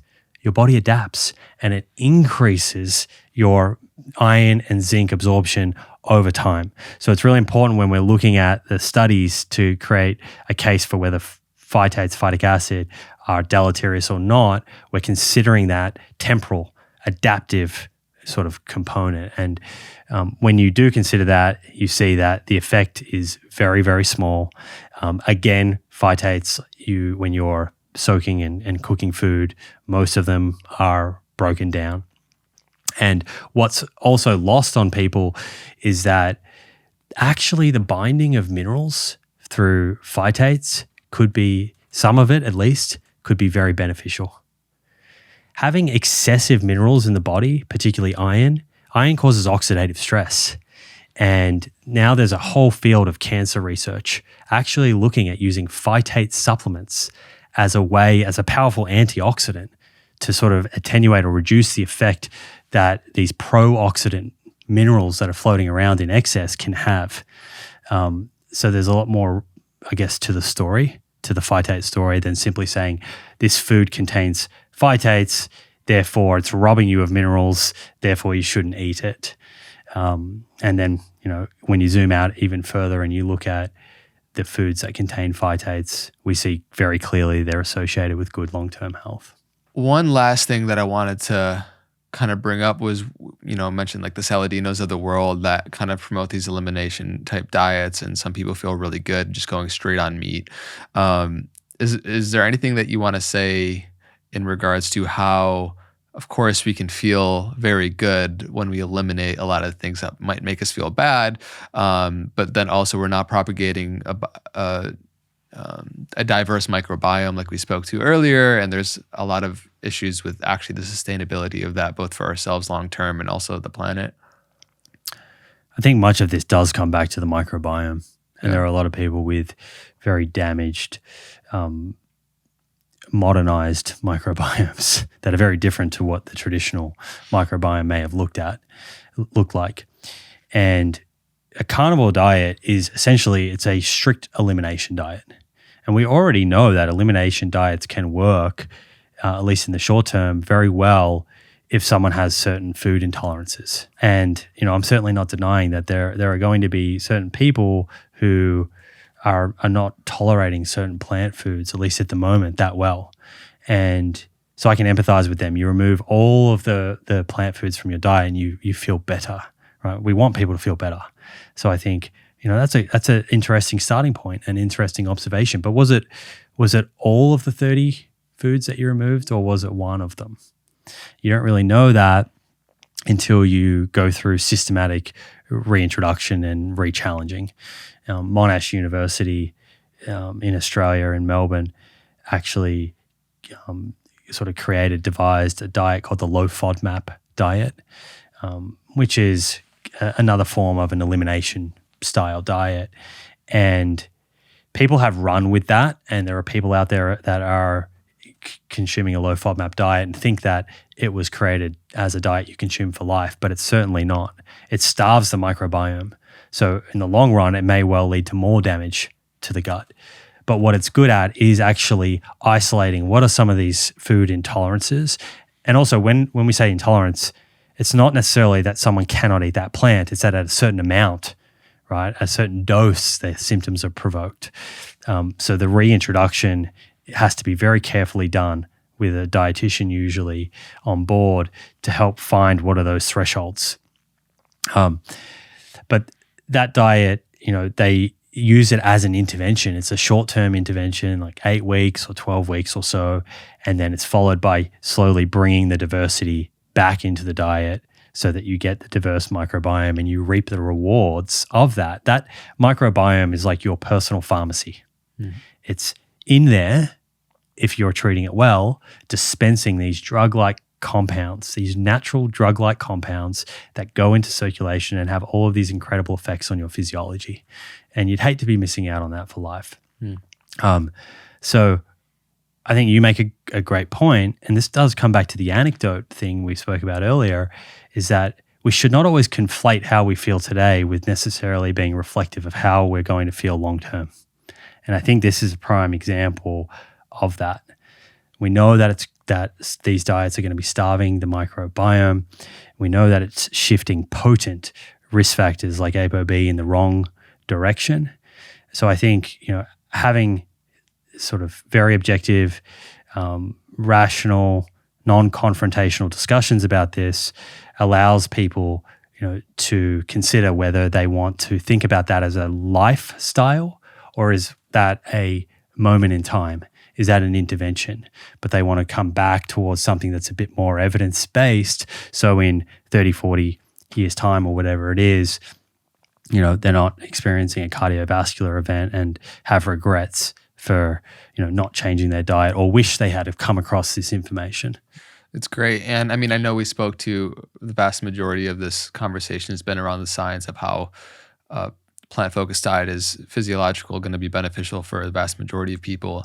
And we can't omit that the planet's health is a part of our health. We are a part of the planet. And so I wanted to speak to a little bit about the environmental impacts of eating meat, of our diet, of the land usage that it has, because it is part of our health. To say that it's not would be to exclude yourself from nature, which is not a healthy perspective to begin with. So I just want to open it up for you as well, and you share in your book as well a lot of numbers that are really eye-opening, and that's really inspiring as well, that we should be able to find alignment. It makes sense that the natural way, it doesn't have to be overcomplicated in how we approach our food, and that it can be in alignment with bringing true health and vitality to ourselves and the planet at the same time. Yeah, there are no healthy humans without a healthy planet. Those two are inextricably tied together. And we have turned Earth into a farm. And with that has come great deforestation, destruction, loss of biodiversity. We're using incredible amounts of water, and we're emitting a lot of greenhouse gases that are contributing. They're not the only contributor, but they are contributing significantly to the warming of the planet and the changing of the climate, which first and foremost is going to affect people who are in developing countries and are contributing less to this problem, which is, just unfair. The problems with the current food system largely center around the way we're producing food and the type of food that people are eating. We mentioned before that animal foods are very inefficient to produce. Factory farms, in some ways, intensive agriculture, if you think about it, that's more efficient than grazing, because you can kind of intensify it and you can grow these animals really quickly. But at the same time, where's the food coming from? You have to tear down a lot of forests and grow a lot of crops that are fed into that system. And those animals are emitting a lot of greenhouse gases along the way. And the more extensive kind of regenerative model, which I think has some pros, but it kind of needs to come with the message of we need to eat less meat. The problem with that model is how much land it uses. We would be using even more land if we got rid of factory farming. Yeah. Where's that land going to come from? Right? We would need more deforestation. And in fact, that's been modeled in this country, here by Matthew Hayek from Harvard. He looked at, if you were to get rid of conventional beef and just have it as all grazing, what does that mean? And it means 270 times more land. And that's even when you consider the current cropland going into intensive agriculture. So this is, coming at a great cost, destruction of the planet. And the huge opportunity here, and I don't want this to be lost on anyone, is if we just consider the flip side of this statistic. So 83% of the land we use is for animal protein, but that is only producing 18% of our calories. The flip side of that means a very small amount of land is being used for plant food agriculture directly for human consumption, but it's providing a huge amount of calories. And what that means is if we shift globally to more plant-rich diets, like what the Eat Lancet Planetary Health Diet that came out in 2021, somewhere in COVID. COVID has made things a bit blurry. If we shift towards that dietary pattern, then we free up an enormous amount of land that can be rewilded, reforested, restored, which we know is absolutely the best way to bring back biodiversity, to sequester carbon. And people may think, well, that's a little bit fantasy. Like, how are we going to get farmers on board that? And I agree. I don't think this is about hanging farmers out to dry. Farmers are part of the solution. People that own land, they're just doing the best that they can. So how do we fix this problem? Well, largely, we have to shift the incentives.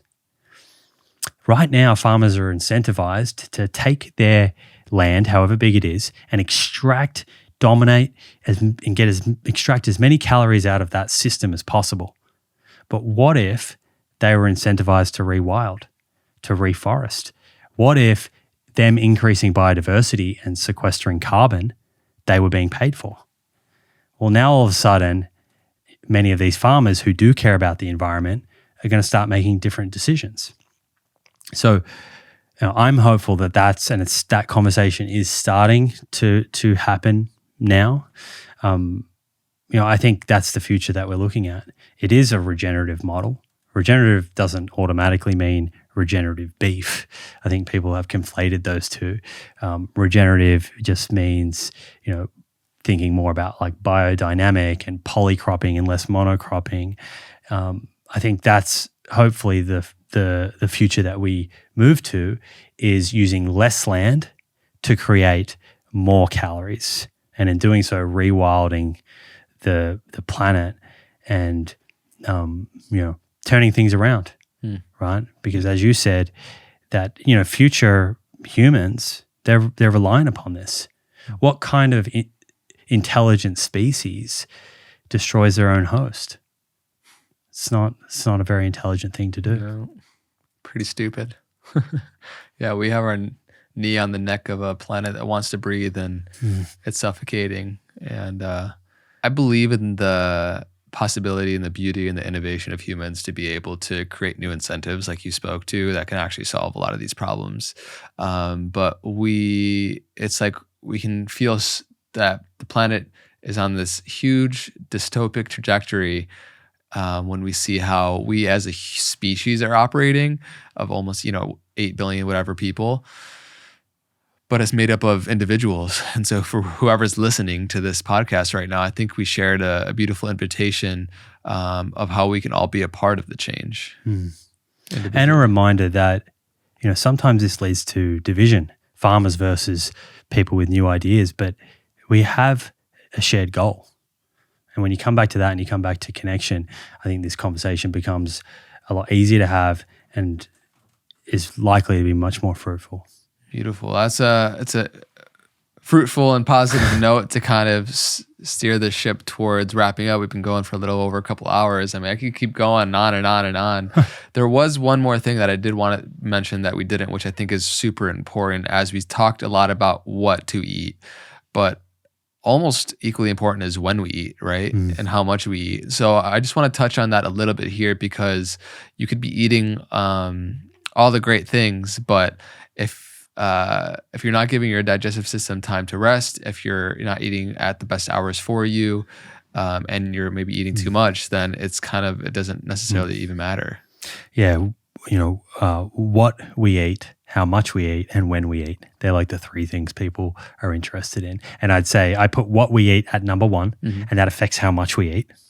But then I think when we eat is also, worthy of consideration, particularly once we have the foundations of what we eat in play. I've interviewed Sachin Panda, a number of different sort of chrononutrition scientists. So these are scientists that are interested in circadian biology. So we have these circadian rhythms that are greatly affected by things like light exposure, but they're also affected by meal timing. And these circadian rhythms are kind of in a very simplified way, they prepare us for what we need to do. So you'll have certain hormonal changes in the morning that are preparing you for being awake and digestion. And then towards the end of the day, particularly if the lights are coming down, hopefully they are, you're getting changes in hormones that are preparing you for rest and sleep and rejuvenation, not so much for digestion. So the hypothesis, was that perhaps if you align your meals with the circadian rhythms, we'll see better health outcomes and improved blood glucose control, for example. And there is some signal there. If I was to simplify it, the evidence that sort of suggests that eating within a 10 or 12 hour eating window is going to be better than eating in a 15 to 16 hour eating window, which is what the average American eats over 15 hours, which is kind of like rolling out of bed, having a bite of a donut, and then finishing that donut right when you're about to go to bed. It's crazy. Don't recommend that. Yeah. So 10 to 12 hours, which is very achievable from a social point of view. When you start to restrict down further, and some people certainly can do that and they manage it fine, but it tends to get in the way of having 3 meals a day, which for families when their parents if they want to enjoy breakfast with their kids or dinner with their family, the 10 or 12 hour window makes it achievable. And then in terms of calorie distribution, it seems that there is some benefit. It depends on your metabolic health. So the less metabolically healthy you are, the more this matters. Mm-hmm. The more metabolically healthy you are, the more you can get away with. Mm-hmm. So there is some signal to suggest that having more calories sort of earlier in the day, not as soon as you wake up, allowing 90 minutes or so before you're eating seems to be optimal. But more of your calories towards that first and second meal of the day when you're most active seems to be superior to the opposite, which would be having more of your calories sort of closer to bedtime. Yeah.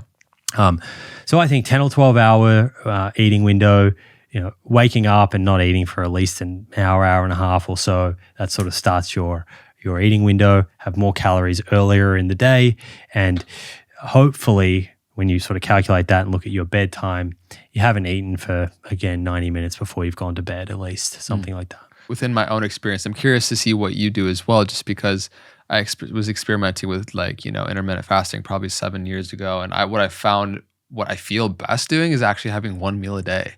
And just around, I usually never eat before podcasts. So if I'm filming, then it's maybe like a 2 p.m. kind of bigger meal, or maybe I'll separate it and do like a 4-hour eating window. But certainly finishing 5 to 6+ hours before I go to bed. I feel like optimizing for that deep sleep is super important for the cascade that it has in the rest of your health. I'm curious, what do you feel like has been? Yeah, I struggle to get enough calories in if I do it in 1 meal. Yeah. And I've tried some of that before. I agree with you. I don't eat food if I'm doing something in the morning like this. I just feel sharper if I'm fasted through that. But I do like to eat something particularly after I've trained. And if I'm just doing 1 meal a day, I get nowhere near enough calories and I lose weight, which is not my goal. Yeah. It might be someone's goal, and that's great. And certainly I don't like eating close to bed. However, if I allowed 4 or 5 hours, I'm starving. I wake up starving. So I've kind of played around with that. I think, find what leaves you feeling best, sharpest mentally, gives you the best sleep. Yeah. Right. Those are the things that are going to be important there. Well, I know we dove into a lot of nuance here through this conversation, hopefully much of which is going to be useful for the audience today. And thank you those that have been listening and coming on this journey. And definitely let us know what has been most impactful for you. Before we kind of share where you can find more of Simon, I just kind of love to wrap this whole conversation in a bow and kind of talk about what the point is of really taking back your health. Obviously, there's a lot of obvious things there, but what we're speaking to in a lot of these things, it can feel complicating at times when there's so many different variables that contribute to being a healthy human being.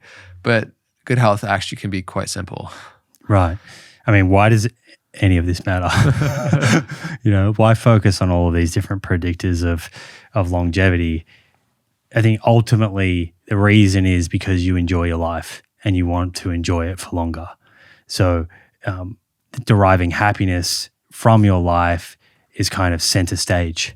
That's what creates meaning for anything else that we're talking about here. I recently was looking at the Harvard Adult Development Study, and Robert Waldinger is the director of that study. It's an interesting study that started with adults in their 20s, 80 years ago or so, and tracked them for 8 decades.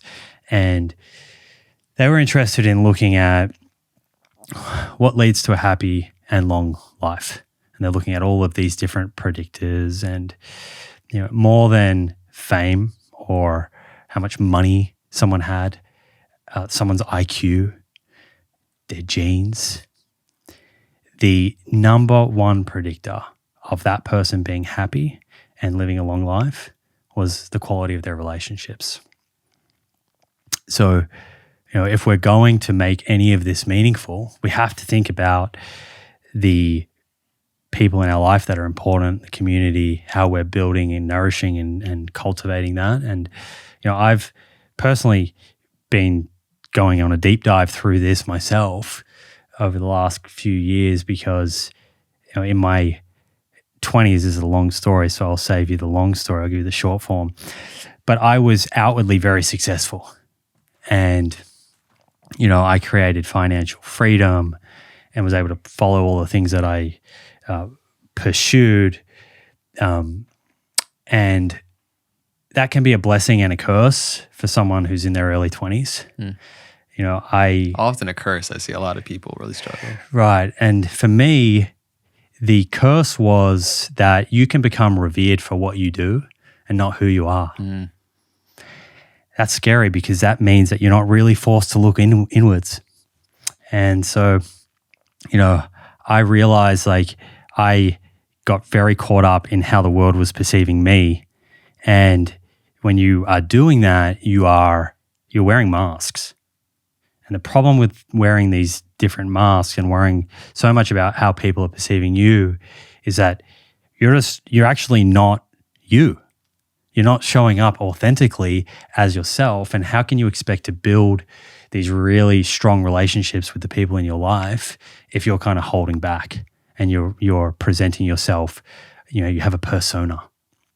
And so, there was a realization for me a few years ago that if I wanted these relationships in my life to be stronger and better, I had to be more vulnerable. I had to and this is still a process. I'm getting uncomfortable talking about it. Always a process. I had to come to grips with, many things that, when I grew up, I didn't have modeling in the household built around sharing your emotions. So suppression of emotions is very easy for me. It's natural. I can work all day and have, no problems with work ethic. But when it comes to thinking about how I'm feeling or just feeling in the first place and then communicating that with people, that's what creates rich relationships. Yeah. But for so long, that was a blind spot. I was overlooking that aspect of my life. And, I'm sitting here in my mid-30s and I kind of feel a bit embarrassed that that's a lesson that I'm learning now, but it's never too late to learn, so... And I know in speaking with more and more people, particularly men, even in their 40s and 50s and 60s, there are so many people who have a similar kind of story to myself. Everyone will have their own sort of things that they need to grapple with that you can only identify through some self-examination, through kind of getting rid of distractions, whether it's journaling or mindfulness or meditation.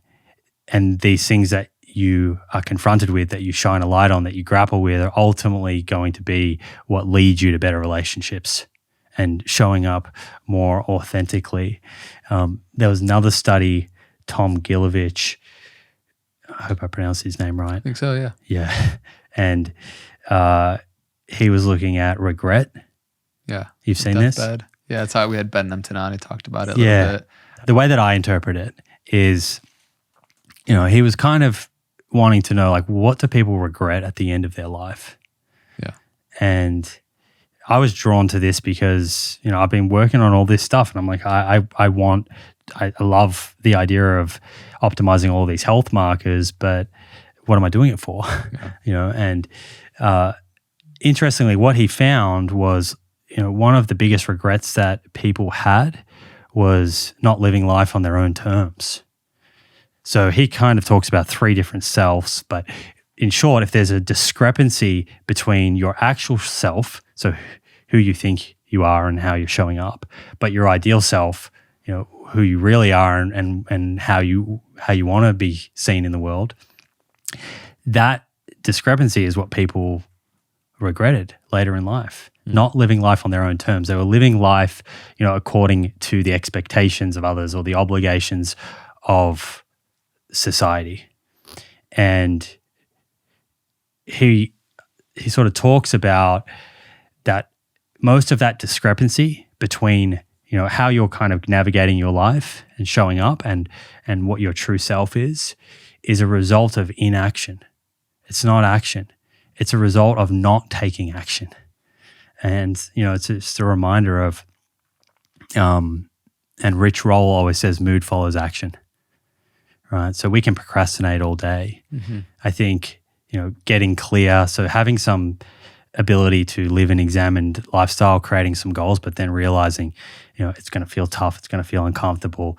Let's just get the ball rolling, and the outcomes will follow that intentional action. So, all of this is to say is that for this discussion, the longevity discussion, to be meaningful, it has to be about giving us more time to live a happy life. So good. Such a good note to end on, man. You absolutely crushed it today.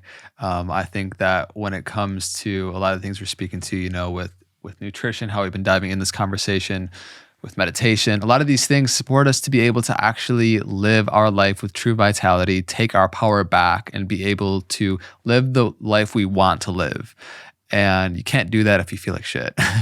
So I think that what you're doing is truly a service to humanity, and being able to provide accessible and digestible understandings to the data of how people can really eat what is going to help them thrive and live a life that they truly want to live, and take that power back like we spoke to. So thank you for the way that you've been showing up, bro.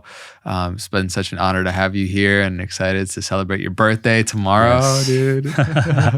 Thank you. It was a pleasure to be here, and you've helped me both personally and professionally with my show. So really appreciate that, and just the space that you've created here. It's pretty special. Thanks, man. Thanks. Well, looking forward to the many years to come with the friendship, and I can't wait to see what you continue to share. Where do you want to point people to most, where they can find you and what you got going on?